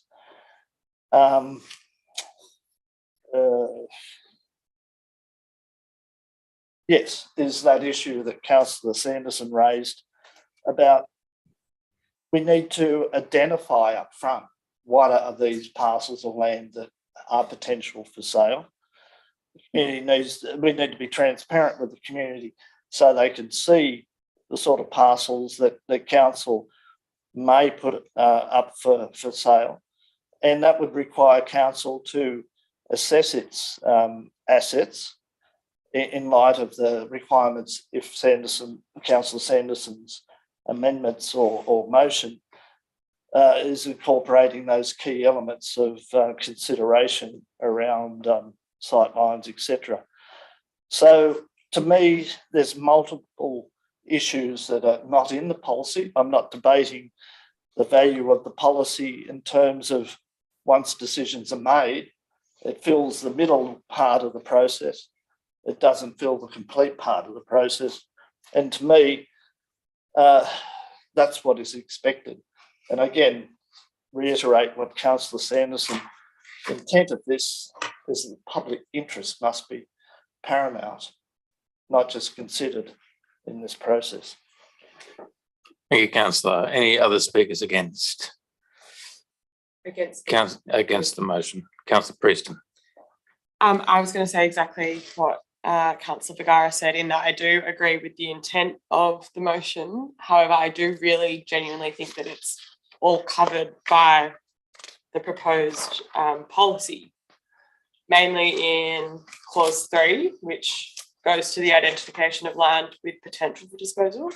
And I don't necessarily think that we need to be prescriptive about so many things, because like Councillor Vergara said, it's about governance, and I don't think we should particularly be prescriptive about what we intend on doing with the money or the proceeds from any sale of any land, because the issues of the time at which the sale might occur will no doubt be different in each circumstance. Aside from that, I don't agree with including this motion, because I think that this is so comprehensive and does include everything that's been proposed by Councillor Sanderson already. Thanks. Thank you, Councillor. Any other speakers for? Against? Councillor Vergara, question? Yes, can I move an amendment? You may. Having heard Councillor Williams, so delete from 2 down.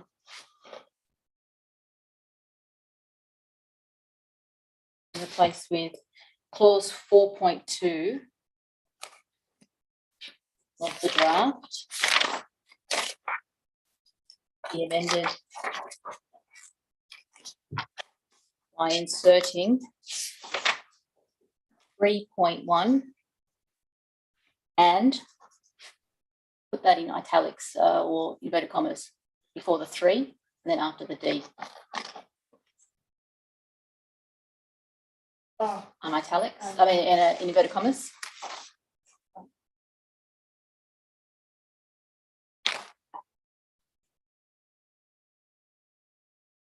After the word clause in the second line. Clauses.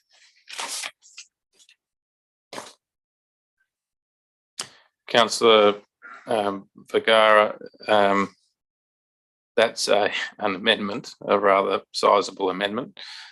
Is there a seconder? Perhaps you'd like to speak to intent. Yes. So clause 3.1 deals with the process for determining whether or not to declare land surplus to current or foreseeable future requirements. And I do think it's a notable admission in the policy that the decision to sell only requires or mandates council to comply with the public notice. So the amendment actually now makes council comply with the requirements for determining whether or not land is surplus to current or foreseeable future needs. So that addresses the front loading. So before making a decision to sell, council on this amendment has to do 2 things. Comply with 3.1, which is the principle-based regulation about deciding whether or not a land is surplus to current or foreseeable uses, including sight lines and foreshore access and corridors and canopies. And then requires us to put that on public notice before the decision to sell. Councillor, is there a seconder to that? Councillor Quinn? No, it's a question, Mr. Mayor. Yeah, I'm getting a bit confused here. Is the 3.1 that Councillor Vergara is referring to the 3.1 in the policy or within the policy itself? Not the 3 point. So this is point in Councillor Sanderson's. No. So just for absolute clarity, the amendment would be the deletion of everything under point 1 in the motion, the inclusion of a point 2, and the point 2 reads that clause 4.2 of the draft be amended by inserting 3.1 and 3.3, which is in the motion, after the word clauses in the second line. Right. Okay. So that's point 2 of the proposed amendment. Yep. Okay. Is there a seconder? No, look, I understand what you're saying. I'll just express a concern now that we're starting to amend a document that has been provided to council after significant legal advice and expertise. So I'm erring on caution there. It's a notably smaller amendment than the one proposed. Although I might defer to the legal expertise of Councillor Vergara, I will invite the General Manager to make comment. Thank you, Mr. Mayor. I'm comfortable with that change, but it's not my decision. Is there a seconder to that motion, that amendment to the motion? Councillor Prieston. Councillor Vergara, do you wish to speak to that any further? So, Councillor Quinn, the amendment's quite tight in its scope, and all it does is address the issue raised by Councillors Sanderson and Williams, that there was no prescription for council to comply with the principles in 3.1 to determine whether or not land is surplus to current or future needs before the decision to sell. Right.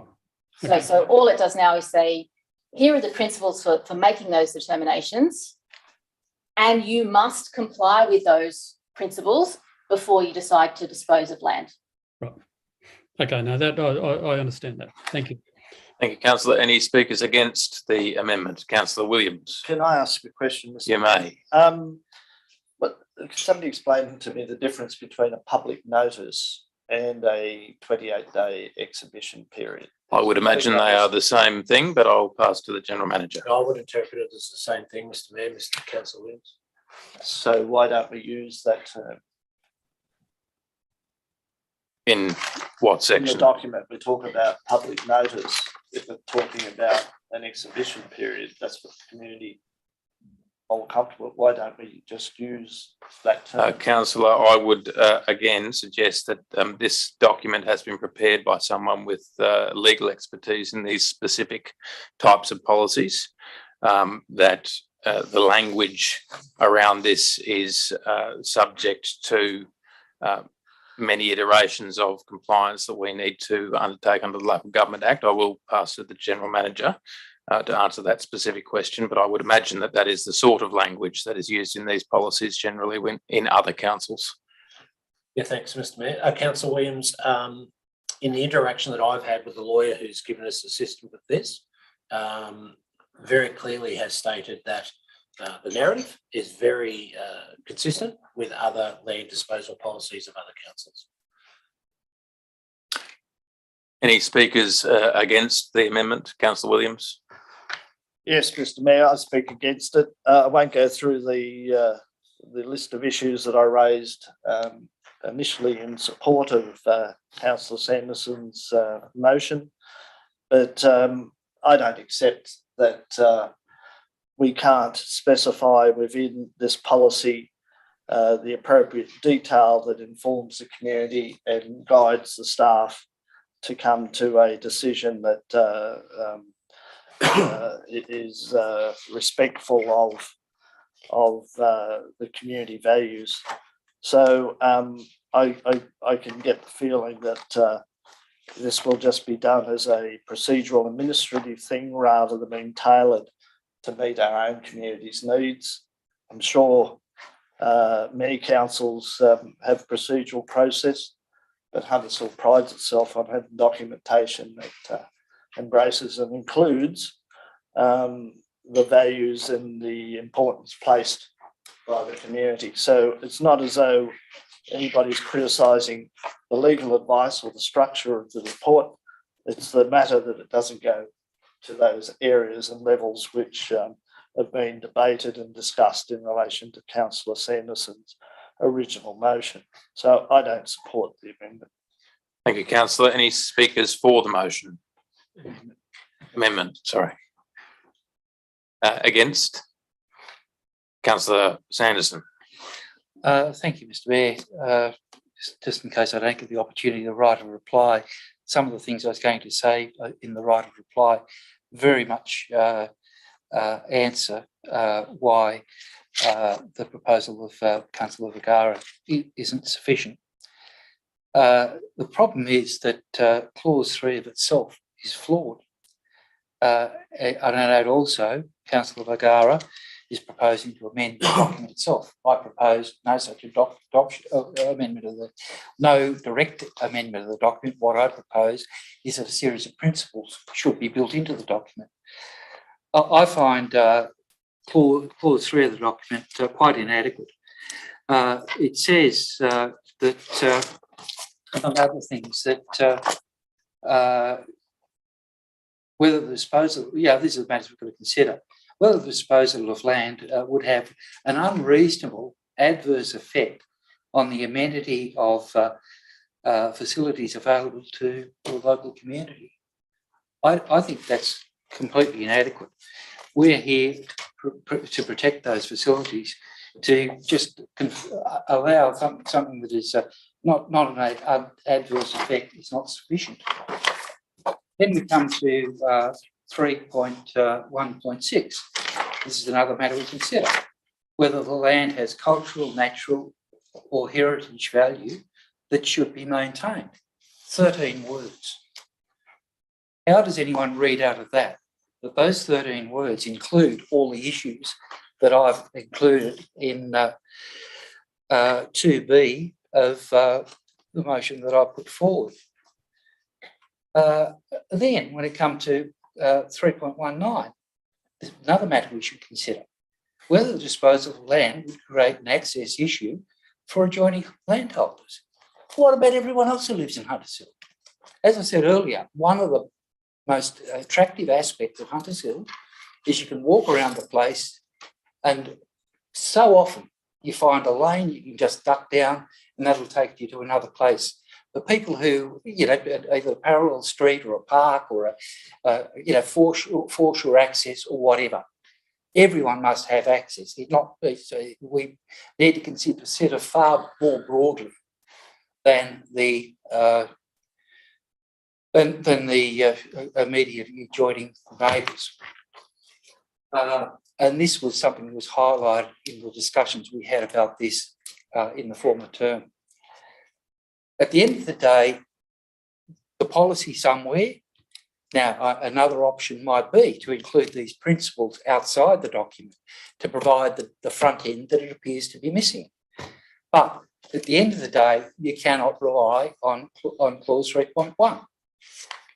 It just doesn't simply have enough in it to protect what the people of Hunters Hill reasonably expect.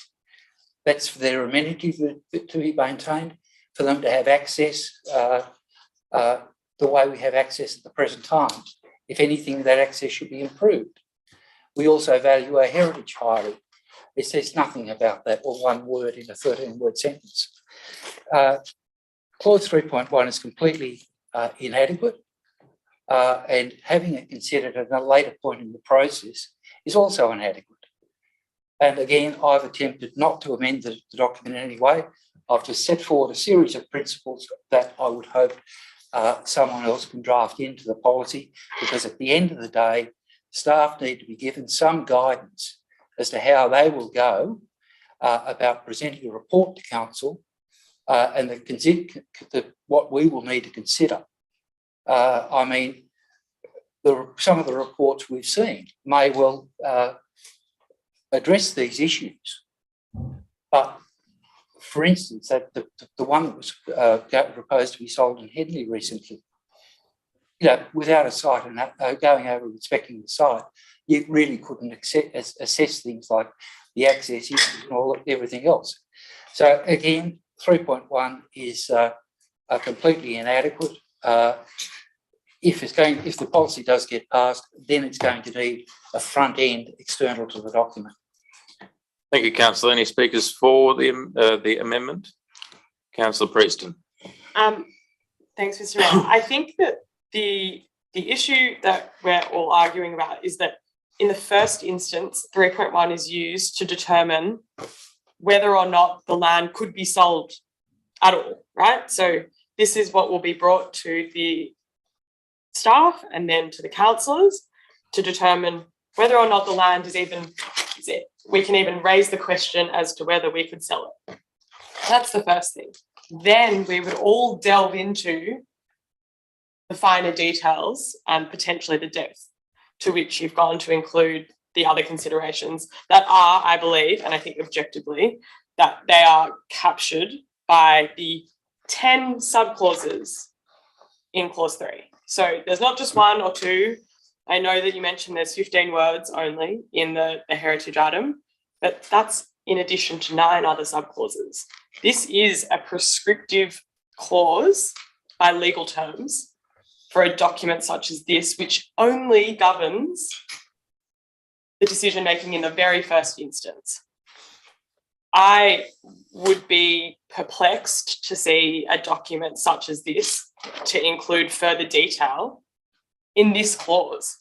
I mean, perhaps the reason that you've been reluctant to amend this document is because it does feel strange. It would feel strange to say, in the very first instance, we're here to strike out the possibility of selling land, which, you know, I can't see the rest of the,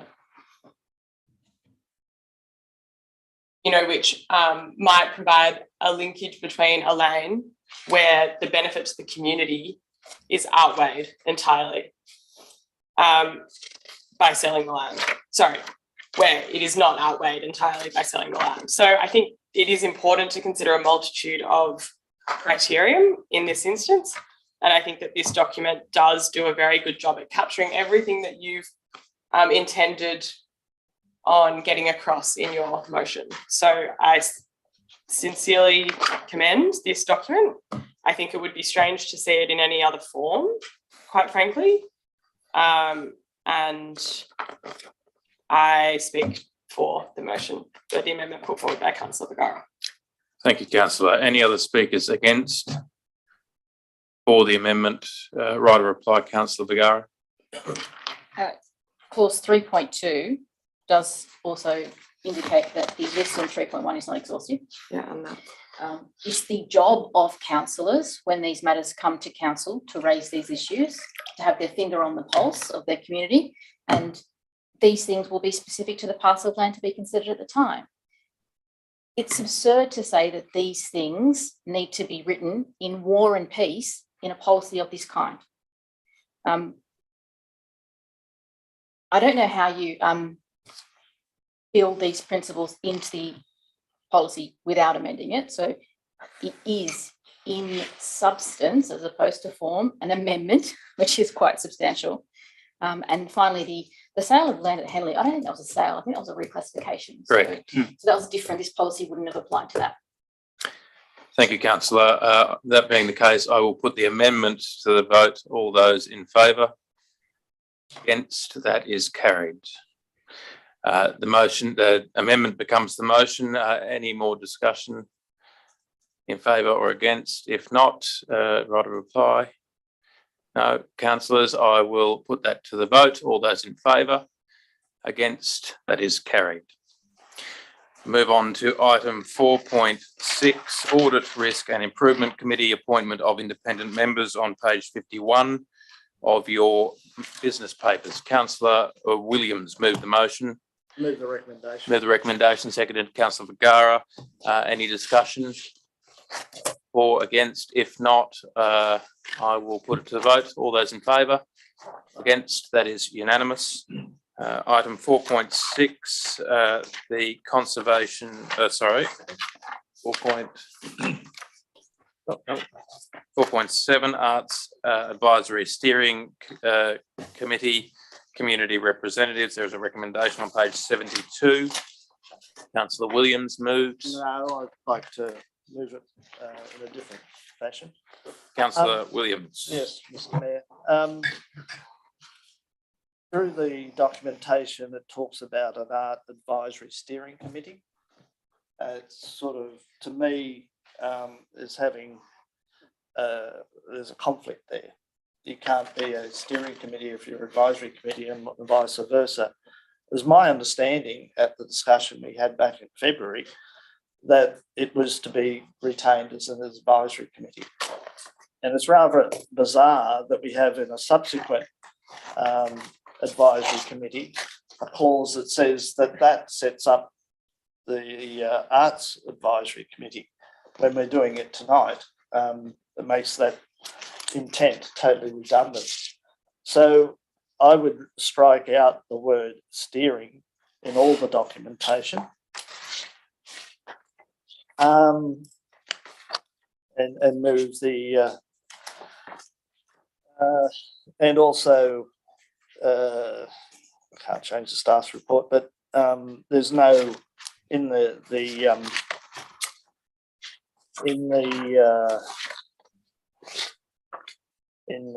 terms of reference. Not quite sure. Yeah. Anyway, if there's a seconder, I'll. Thank you, councillor. That's seconded, councillor Prieston. I would just note in point 6 of the recommendation that the committee be given an opportunity to meet to discuss the draft terms of reference before final adoption at council's August 2022 meeting. So that will give the committee the opportunity to rectify or change anything in their tour that they wish to do. So that opportunity is provided to them. Councillors, any other discussion? Speakers for or against? Councillor Sanderson? Yes, I just have a question of Councillor Williams, if I could, through you, Mr. Mayor. Yes. In your view, is the Young and Art and Public Art appropriately placed with the Events Committee rather than the Arts Committee?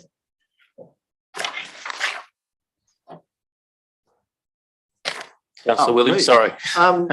Well, the Arts Committee in its last formation inherited the street art and provided some advice about the young and art, but that was more, the young and art's more driven by the schools and a bit at arm's length to council. But certainly the street art was incorporated into it. Again, councillor Preston. Sorry, just a question. Yeah, the public Yes. art. The public art. Again, I think that's something potentially for the committee and council to address in the tours in the terms of reference once they are formed. Can I just raise Mr. another Williams. point, Mr. Mayor? I'm aware that there is additional person potentially interested in joining this, and I know there's provision there for the council to add additional members. So just flagging that I expect there will be additional members for this committee. Thank you, councillor. It is covered off in point Point 3. 3. No, point 4. 4, sorry. No, that- 3. Sorry, 3. That at the council at its discretion may appoint additional members. Councillors, any more discussion? If not, Councillor Williams, rather reply. No, thank No, you. I'll put that to a vote. All those in favour? Against? That is unanimous. Item 4.8, Bushland Management Advisory Committee, community representatives on page 80 of your paper. Councillor Williams, seconded. Councillor Sanderson. Any speakers for or against? If not, Councillor Sanderson, Councillor Williams. On page 81, where it refers to the following additional nominations were also received. And it's meant to be dealt with by the fact that they're leaders of representing bush care groups. Can council advise, can through you, Mr. Mayor, I get advice as to each of those people will find a position in relation to their role as bush care leaders, because I think a couple of them might be in the same group. To the General Manager. Mr. Mayor, I actually might refer to the reporting officer if that's okay. Director. Through you, Mr. Mayor. You might have to go to the, I'm not sure if there's, yep, Oh, here you go. sorry.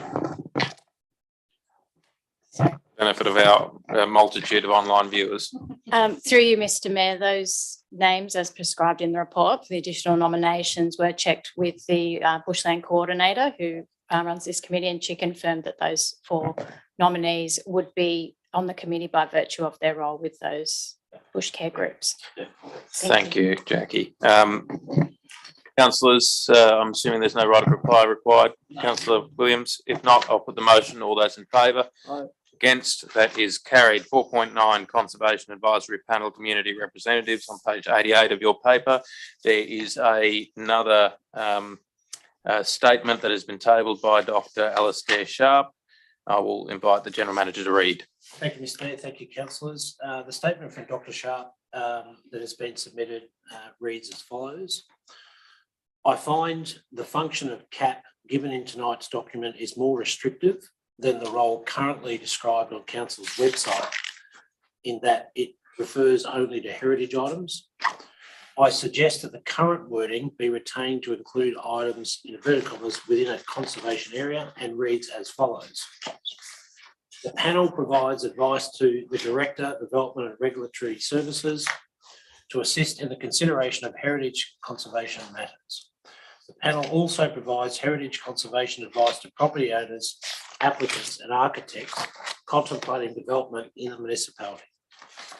The main matters considered by CAP include the following. 1, demolition of heritage item. 2, demolition of a dwelling within a conservation area. 3, major additions to heritage items. 4, new fencing, garages and carports to the streetscape. And finally, any other important items staff require CAP to review. Development applications and other matters are referred to the panel at the discretion of the Director of Development and Regulatory Services, and the panel considers the non-planning aspects of proposed development relating to heritage items and conservation areas. Consultation with the panel in regard to preliminary proposals is also encouraged prior to a development application being lodged. And that's the completion of the statement, Mr. Mayor and councillors. Thank you. Councillors, is there a motion? Councillor Williams.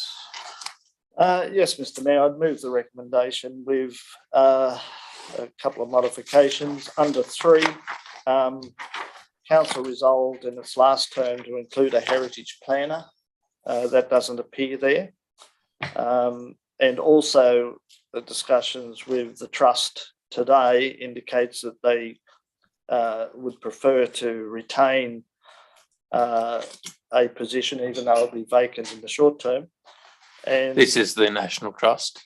yes, the National Yes. Trust. Yep. And Mr. Lahaney has for many years now fulfilled the role of a landscape architect on the panel. And I think we should retain that role into the future because of the important aspects that the panel deals with from a heritage landscape point of view.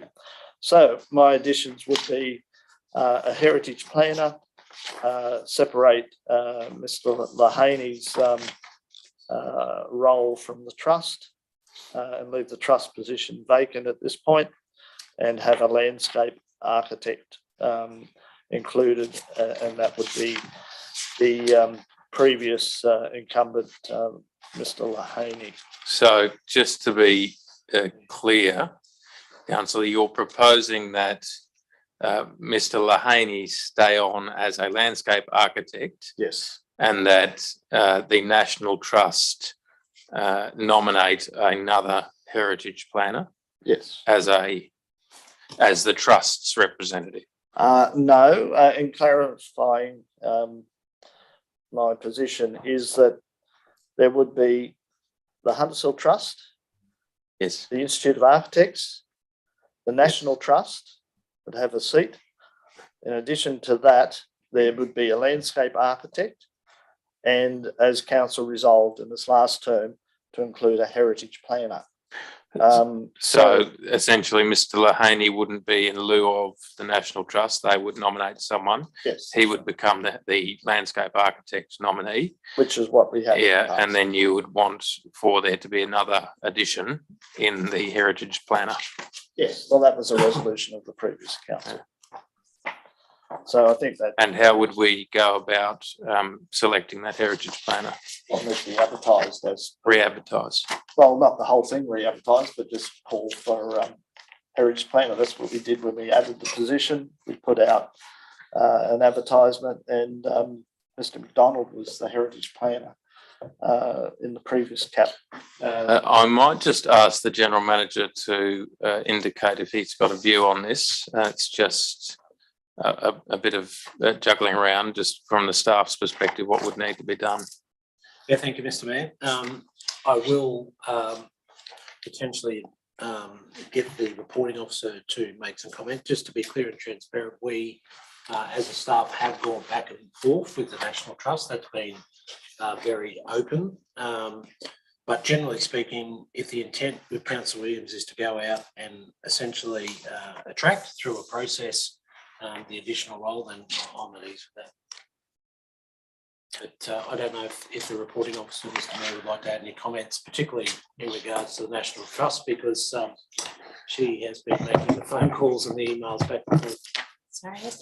Through you, Mr. Mayor, and stated in the report, there was correspondence both verbally over the phone and by email with the National Trust, who indicated at this time they don't have the capacity to appoint someone, but as Councillor Williams suggested, if the committee wished to make that a position that could be filled in future, I think the Trust has indicated that they would be open to that at a future point in time, if and when they had the capacity to do that.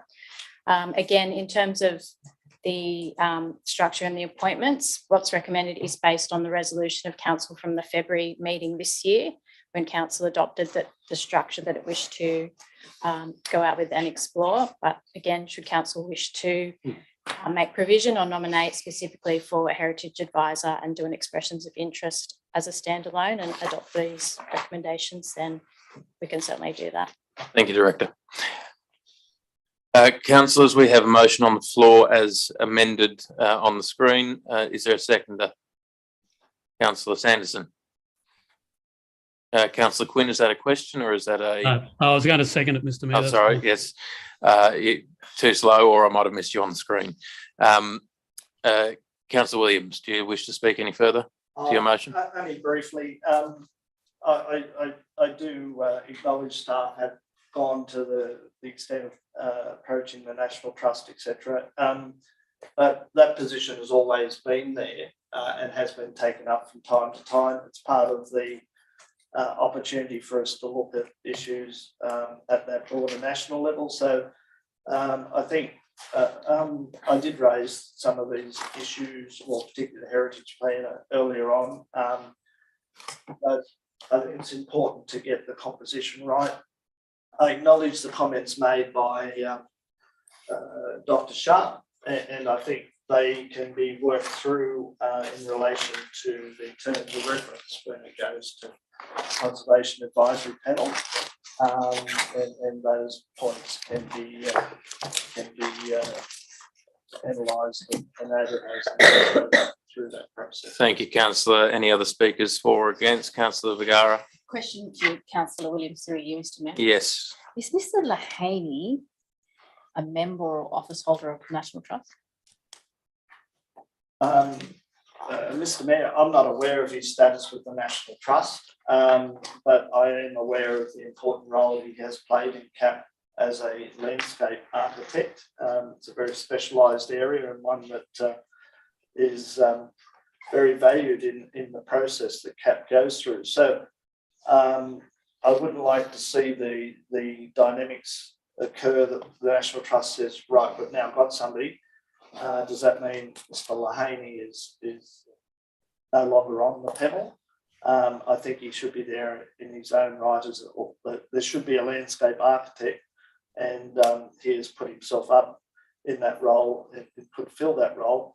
I do believe we still need to give the opportunity for the National Trust as a separate entity to find a person. And I know the staff have talked and whatever, but I was talking today and they haven't given up hope. So I would hate to just have that conflict that if we did get a nomination from the Trust, which wouldn't need to go to advertising, they just provide somebody, as does the Institute of Architects and the Huntersville Trust, then we've got that dynamic of where does Mr. Lahaney fit into the Thank you, Councillor. Any other speakers for or against? Councillor Vergara? I'm just concerned about diversity of views, and it seems I don't mean this prejudicially, but we're stacking it with National Trust people. I'm happy for there to be a landscape architect, but it shouldn't be drawn from the same pool as the National Trust representative is my concern, number one. Number two, I feel it's a little bit suboptimal for councillors to bring to this meeting hearsay. I've had a conversation. We've got a council officer reporting on the basis of information received in writing.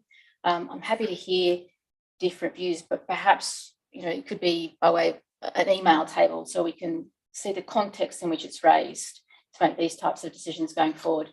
So that's a procedural matter, but in terms of the composition of this panel, I'm happy for a nomination by the National Trust, but then I would suggest that landscape architect goes to all 4 nominees which aren't National Trust members. Thank you, councillor. Any other speakers for? Councillor Sanderson. Thank you, Mr. Mayor. Look, I'm very happy with the composition of that Councillor Williams proposes. That there has been provision in there for there be someone from National Trust. I don't think there's any stacking. It's just a matter of getting expertise from where it can be obtained. We've been exceptionally lucky to pick up Mr. Bob Moore as a nominee of the Institute of Architects. I think it's I think the balance on the panel in part should be a matter of a range of skills that different people can bring to it. And certainly Mr. Mahaney brings the expertise of landscape architecture, and he also is has an incredible knowledge of Hunters Hill, having grown up in the suburb, and he's the son of one of the backers for Kelly's Bush. I think this is an excellent panel, and I endorse the Councillor Williams' motion. Thank you, councillor. Any other speakers for or against? Right of reply, councillor Williams.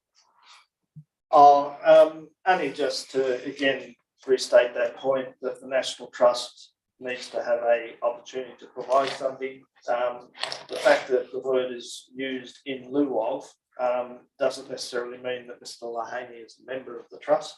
I'm not aware of his role in that. And I would, from memory, looking at his application, it was on the basis of the landscape position. He's just been moved into that. So I think it's sound to move on the way that I've indicated. Thank you, councillor. I'll put that to the vote. All those in favour? Against? That's carried. I will move on to item 4.10, Cultural and Events Advisory Committee Community Representatives on page 96 of the document. Have I got a mover for that motion? Councillor Vergara, seconded Councillor Priest. And any discussion? Councillor Williams. Yes, we have here. Yeah, in terms of reference, it sort of is in conflict in part 5 functions, the last dot point. This advisory committee establishes an art advisory steering committee dedicated to We've already resolved the art advisory committee. It seems very redundant and confusing to have that dot point in there. Thank you, councillor. Can I suggest that we deal with that as point 4 when we do the terms of reference amendments, but given that procedurally we've formed the arts committee, we might be able to deal with that as a matter of course. Yeah, sure. Yes. Just a point. Yes, thank you.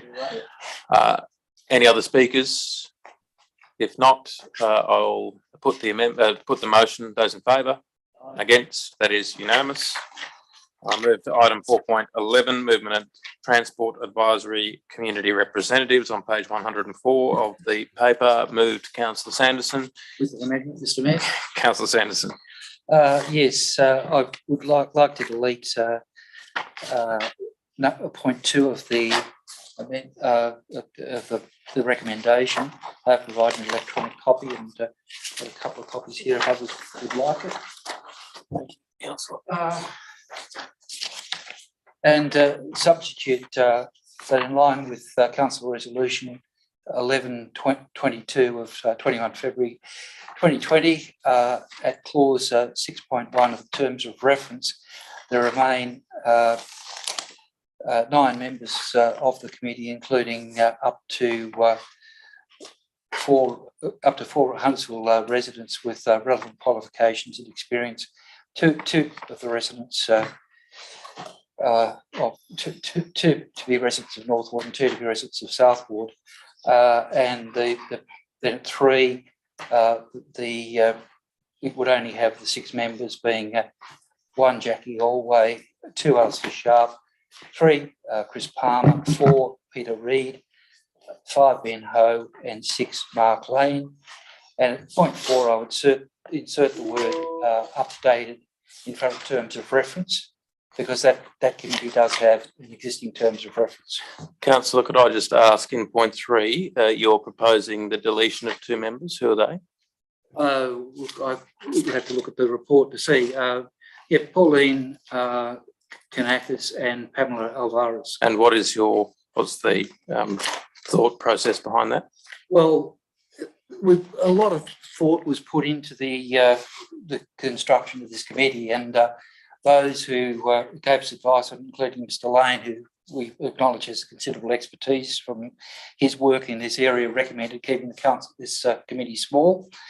The other issue is that, some committees, it's fine to have members distributed all over. For instance, with sustainability, that's a world problem, so it doesn't really matter a lot where our members come from. But in terms of this, as a very long-term resident of what's now South Ward, I'm far more familiar with this end of Hunters Hill than I am with Barrington Crescent. I think it's appropriate that the members are distributed evenly from the different parts of Hunters Hill, and that was the original intention, and this seeks to alter the intention of the original very recent unanimous resolution of council. So, Councillor, just to be clear, you're wanting for 2 of the members that are recommended, who put their names forward to contribute to this committee, to be deleted? That's right. Okay. Is there a seconder to that motion? Councillor Williams. Any speakers? Councillor Sanderson. Oh, thank you, Mr. Mayor. I think I've already covered pretty much what I was going to say. We do have.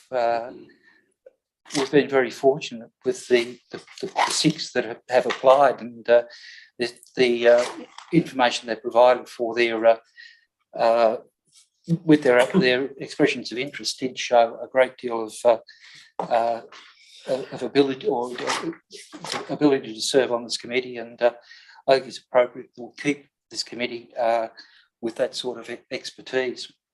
Thank you, Councillor. Any speakers against? Councillor Prieston. Thanks, Mr. Mayor. I just would like to point out that we're conflicting with ourselves here. So we're being quite contradictory in that, in the terms of reference, for some committees, we've allowed extra time or enabled additional members to apply, where we've heard or had phone conversations or email conversations in private without other councillors seeing. Where we've heard that other members of the community would like to join committees. Now, it's baffling to me as to why we would preclude 2 willing, potentially probably able, as we've determined them to be, members of the community from joining a committee to which they could contribute like the rest of the community.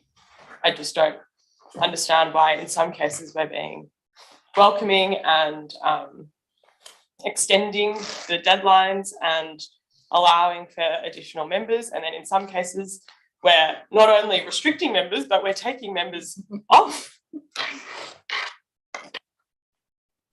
report. So I just am confused as to what our strategy is here. Thank you, Councillor. Any other speakers for?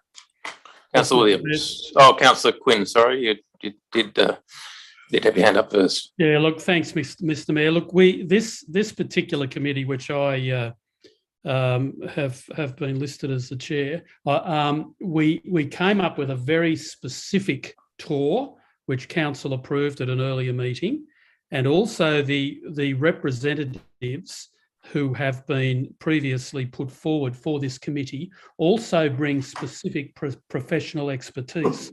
Now, a lot of the matters that this committee is going to be talking about will be highly technical matters, and I think that those professional backgrounds are certainly going to add to that. And each of those people are also community representatives. They're members of our community.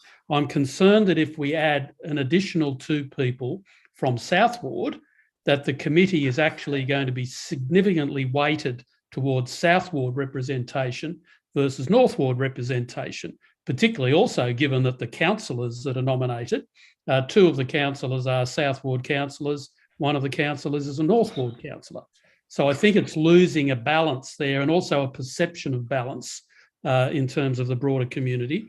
But I'd emphasise that it is one that's going to be dealing with some very technical matters, as does the local transport, as does the statutory committee, the local traffic committee. So I personally think that the resolution of council that was passed at a previous meeting and the clear definition that was given for this committee is appropriate to go forward. Thank you, councillor. Any speakers against? Councillor, you've already spoken against. Have you got a question? If not, Yes, I'll ask a question. Mr. Mayor, who would I ask this question to? Maybe to Jackie, through you, Mr. Mayor. Are there any committees that won't be discussing technical issues?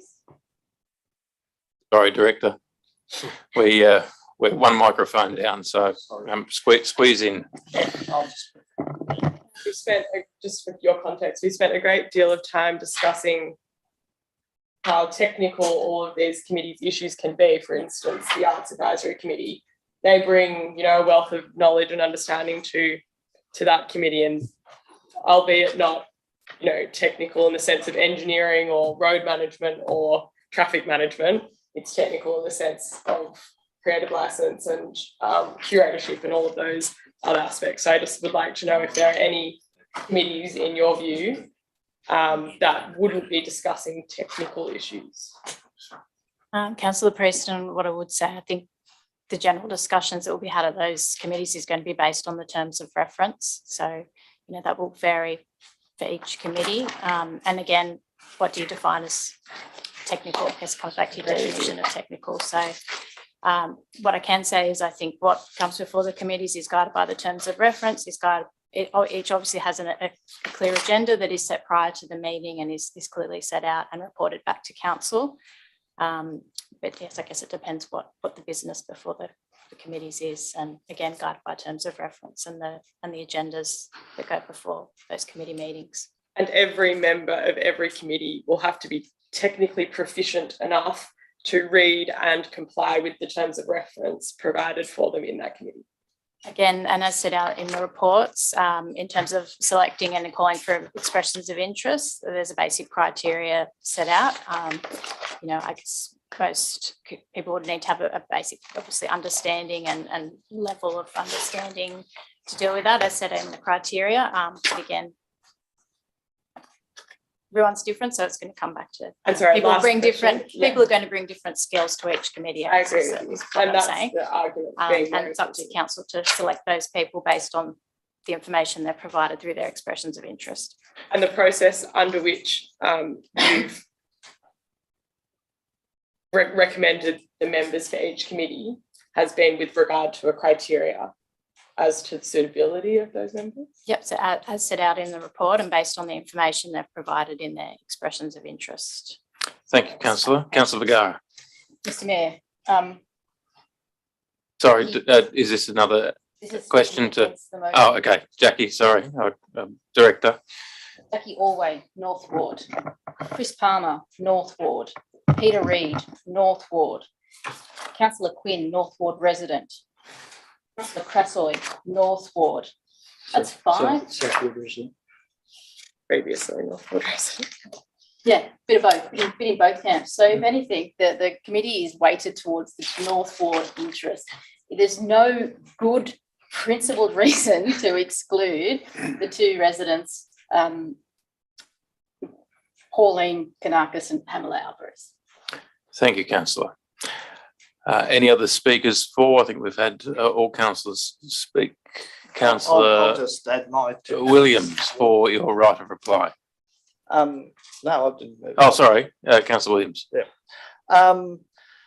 I've heard the discussion, and I think we need to treat each committee for the purpose that it's there.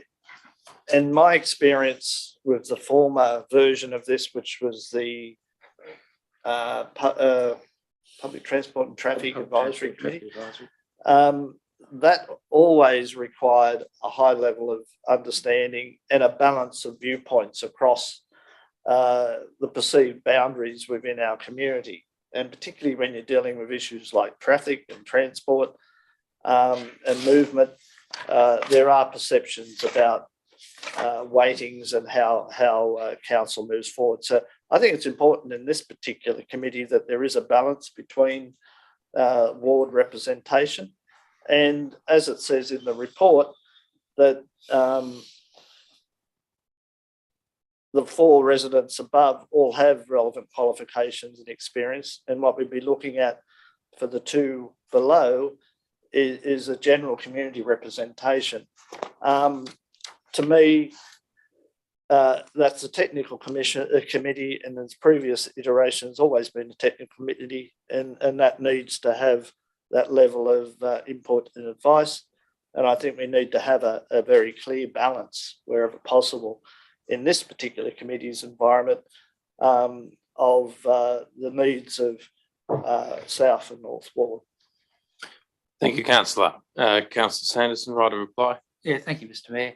Look, in my time as a councillor, one of the things I was told back in 2017 was that once you're elected as a councillor, you represent the entire municipality. And I've certainly done a huge amount of work for people, as South Ward councillor, I've done a huge amount of work for people in North Ward, including major problems that we had with complying development. I assisted a lot of people in that area. So I don't really believe that it matters a great deal which ward councillors come from. The balance of the committee is important, and we do, I think it's important to maintain that mix. At the end of the day, what it comes down to is what the terms of reference of the committee say. Now, this is the 3rd term of reference that I've drafted for our committees, and they've all been a little bit different in their way to achieve the balance that we want on this committee. It was well considered. I had a lot of input. I spoke very closely with Councillor Crassoy, Mr. Lane, who was nominated for the committee, and others.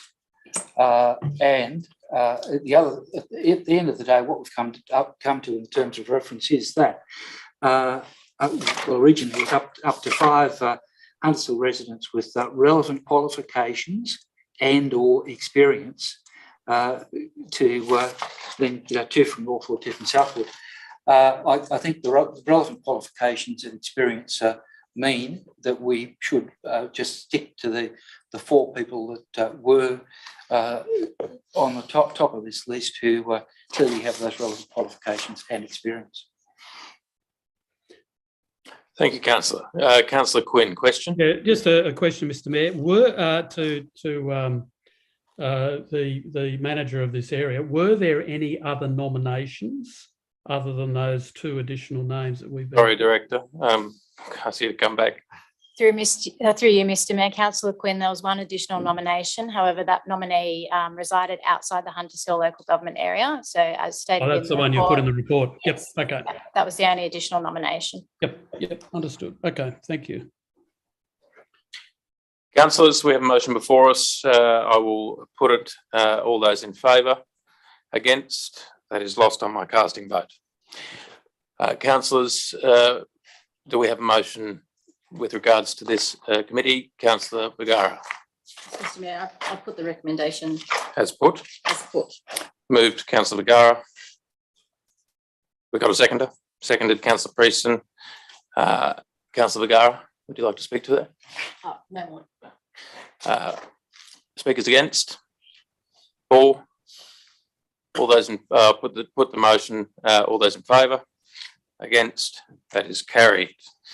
I will now go to item 4.12, Schools Principals Liaison Committee, item on page 114 of the business paper. We've got a mover, Councillor Vergara, seconded Councillor Williams.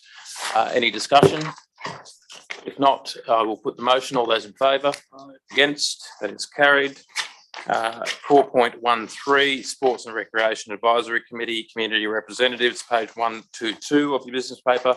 I've got a mover. Moved Councillor Prieston, seconder, Councillor Vergara. Have I got any speakers? Can I? No. Because don't you declare an interest for a relationship? Oh, Councillor, yeah, I do note that you might have an interest in this matter, which you might declare and, yes. Can I leave? Yes, sorry, that was an omission. Councillor Vergara's, are you declaring a pecuniary as Non-pecuniary, significant non-pecuniary interest? yes. Yes.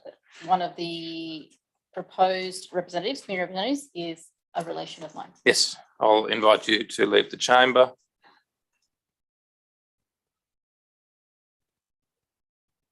Thank you. Councillor's got a mover of the motion. I've got a seconder, Councillor Williams. Councillor, would you like to speak the motion? Councillor Preston? No. No. Any other speakers for or against? If not, I'll put the motion. All those in favour? Carried. That's unanimous. Can someone retrieve Councillor Vergara?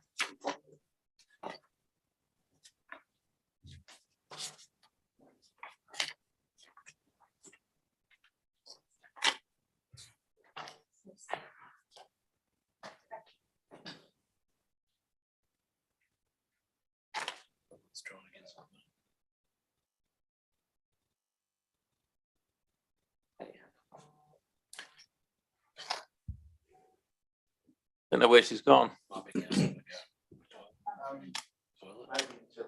Oh, okay. Well, we'll I can't venture that far.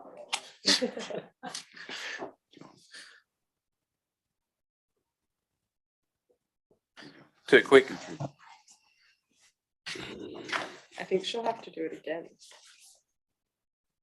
Yes. Councillor Williams? I might, yeah, given the other potential conflict, we might just deal with this matter as we go, or I might ask Councillor Vergara to come in, yes, and then re-declare and then leave again.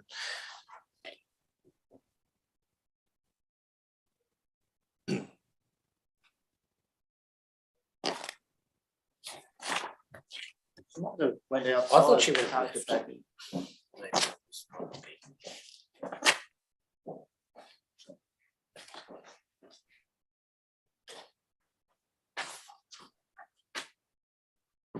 Apologies to the multitudes watching again out there on YouTube.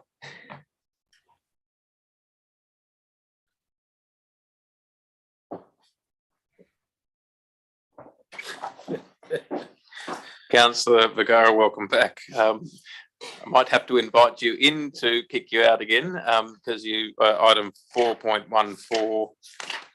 Sorry, 4.13, the Sports and Recreation Advisory Committee. There is a recommendation. Sorry, 4.14. 4. Yes, you might have another Family member. So I'll declare a non-significant. significant non-pecuniary. If I've got it right. It's non-significant, but significant non-pecuniary interest. Yes. Family member is the proposed community representative. Yes. Sorry. I go too far away. Thank you, Councillor. We'll ask you to leave the room. Councillors, 4.14. Have I got to move it? I might just suggest, if I can, there is a nominated representative, someone who put their nomination in that for reasons of being outside of the area has not been included in this list, which is Mrs. Emma Paxton, which I personally would like to consider having included into this mix. Councillor Sanderson, I'll move something to that effect, if you like. Councillor Sanderson. Yes, I'll move the recommendation, adding at 9 Emma Paxton, and insert a point 5 that clause 6.1 of the draft updated terms of reference the number of members increased to 13, and the number of community representatives increased to 9. And then I've inserted the word updated because this committee already has a terms of reference. I've already got that electronically, but if anyone... Thank you, councillor. I'll second that motion. Would you like to speak to the motion? Yes, Mr. Mayor. I think the addition of Emma Paxton is absolutely appropriate. And again, it's important that we refer to the terms of reference. The terms of reference in this occasion refer to community rather than Huntersville residents specifically. And I think, again, when this was the second of the terms of reference that I drafted for committees, we were very conscious of the fact that we had people that did significant environmental work within Hunters Hill, and certainly one of the people at the top of that list would be Emma Paxton and her role in the Happy Hens. So I think it's absolutely appropriate in this case that we accommodate Emma on this particular committee. Thank you, councillor. Any other speakers on this matter? If not, I'll put the motion. All those in favour? Against? That is unanimous. Can we retrieve up, councillor? Welcome back. Move to item 4.15, summary of council investments as at 30 April 2022 on page 140 of your business paper. Do I have a mover to that effect? Councillor Williams.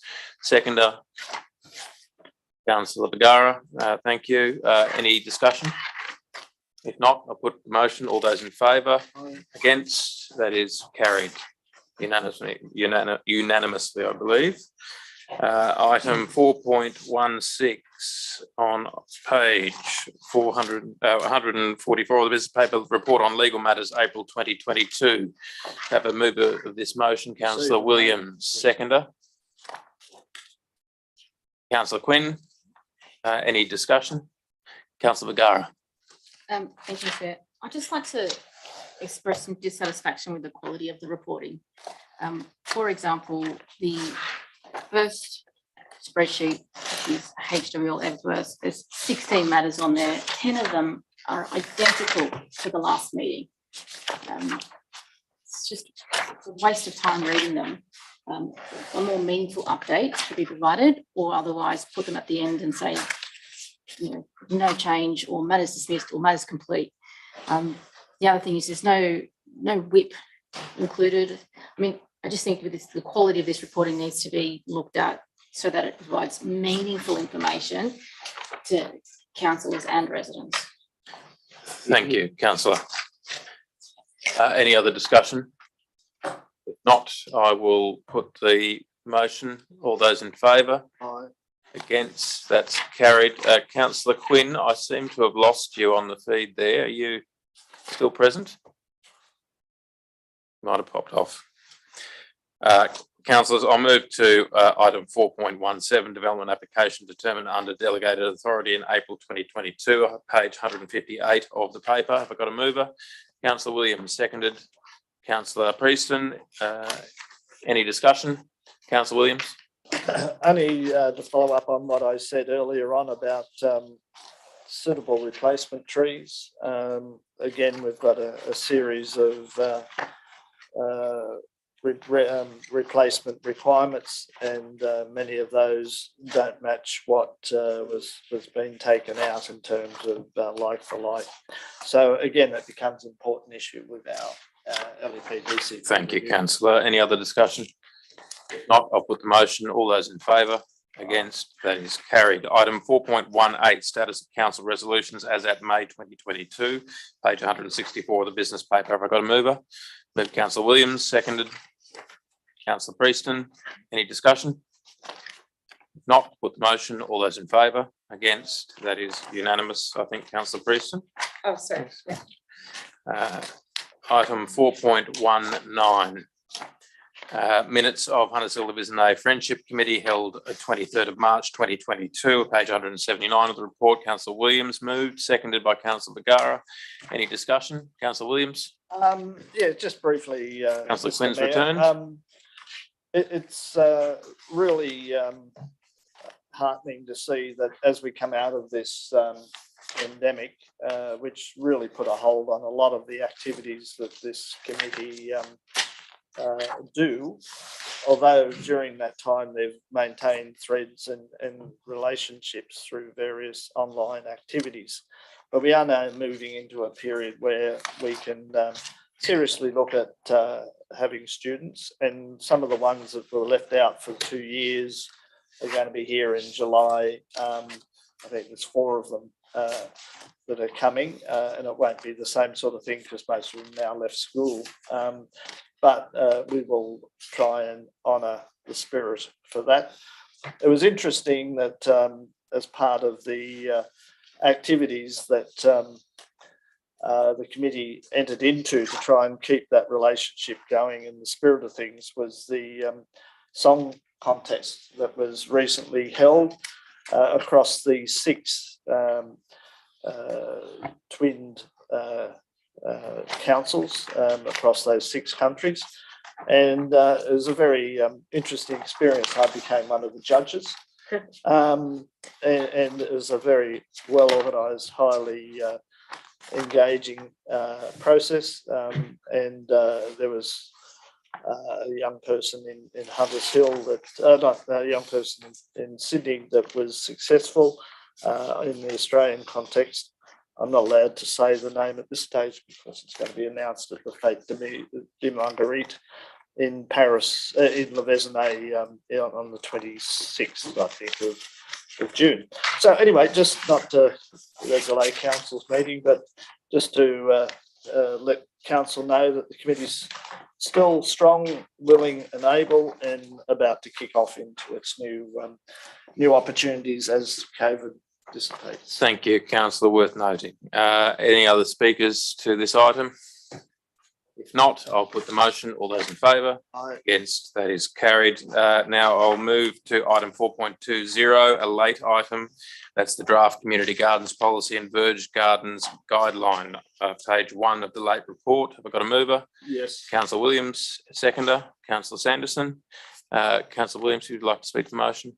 Just briefly, Mr. Mayor, it's great that we've now got these documents to a stage that we can adopt. It's a growing area of interest in our community and also the broader community, with many initiatives coming out of gardening shows and just the opportunity people have had in recent years with being confined to our local area, looking at ways that they can get closer to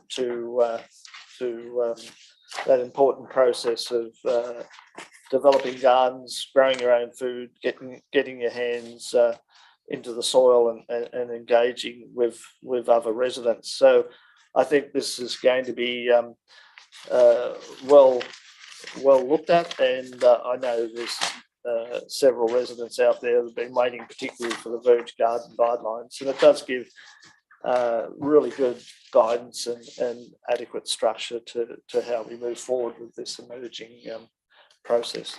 Thank you, councillor. Any other discussion? Councillor Bagara. Literally got this as coming into the meeting, not seen it before. I'm concerned. I agree with the intent and principle. I think that's a shared purpose. But my concern just from this brief review is that one of the options for insurance is that council's community support liability policy be extended to cover the group. Is that part of this motion that requires council to expend funds? And if it does, where do they come from? And then has anyone considered the consequences on premium and exposure? I just thank you, councillor. I think that might be a question through me to the director. I do note that in the report it does say that there are no direct financial impact on council's adopted budget as a result of this report. But director. Councillor, can you just repeat that question again? I just want to make sure I'm giving you the right answer. One of the options for insurance, but groups must have insurance, and one of the options is that council's community support liability policy be extended to cover the group. So that's an increase in the risk profile under that policy. Ordinarily, an increase in risk profile would increase premium. So my concern is that the motion, directly or indirectly, may require the expenditure of funds. And our code of conduct requires motions which require the expenditure of funds to identify the source of those funds. Okay, as a general principle, through the general manager, our insurance coverage does extend to volunteers. So in terms of immediate impact, we should be that. If I had, these are not volunteers. That's a coverage decision. And if that's right, then you need to get that before you put this in the motion as well. So if the current policy does cover not volunteers, I don't know what these people are. If it does cover it, then there's no increase in premium, but you need to get your broker or someone to say this activity undertaken under this policy is covered by that policy, insurance policy.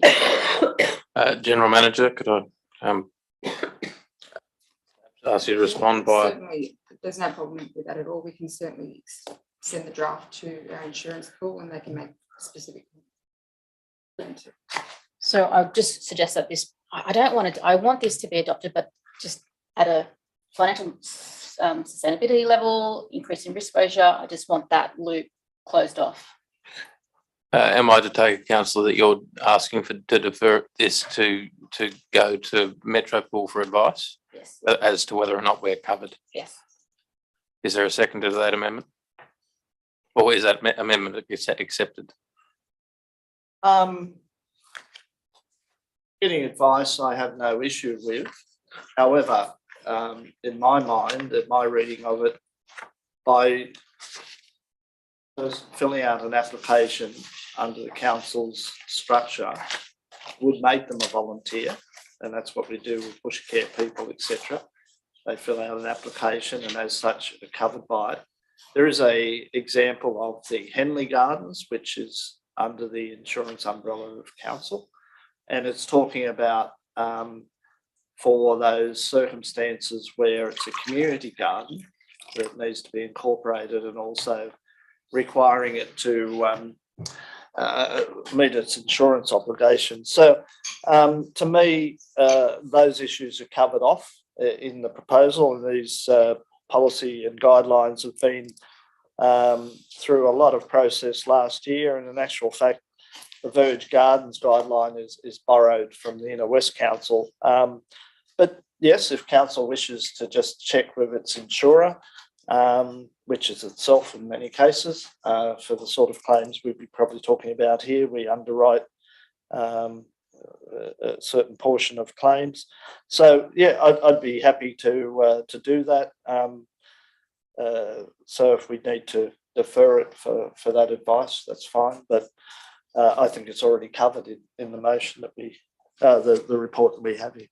So just councillors had an acceptance of the deferral for advice? Yes, we delay it Yes. another. Seconder, are you happy with that? Yep. Yes. So amended. Councillors, any more discussion? If not, I'll move the amended recommendation. All those in favour? Aye. Against? That is unanimous, I believe. Councillor Quinn? Yep. Sorry. Good. Yeah, I was, yep. Okay. Moving to we've got a motion to move into Councillor Committee of the Whole. We've got a motion, Councillor Prieston, seconded Councillor Bagara. All those in favour? Aye. Can we close cameras?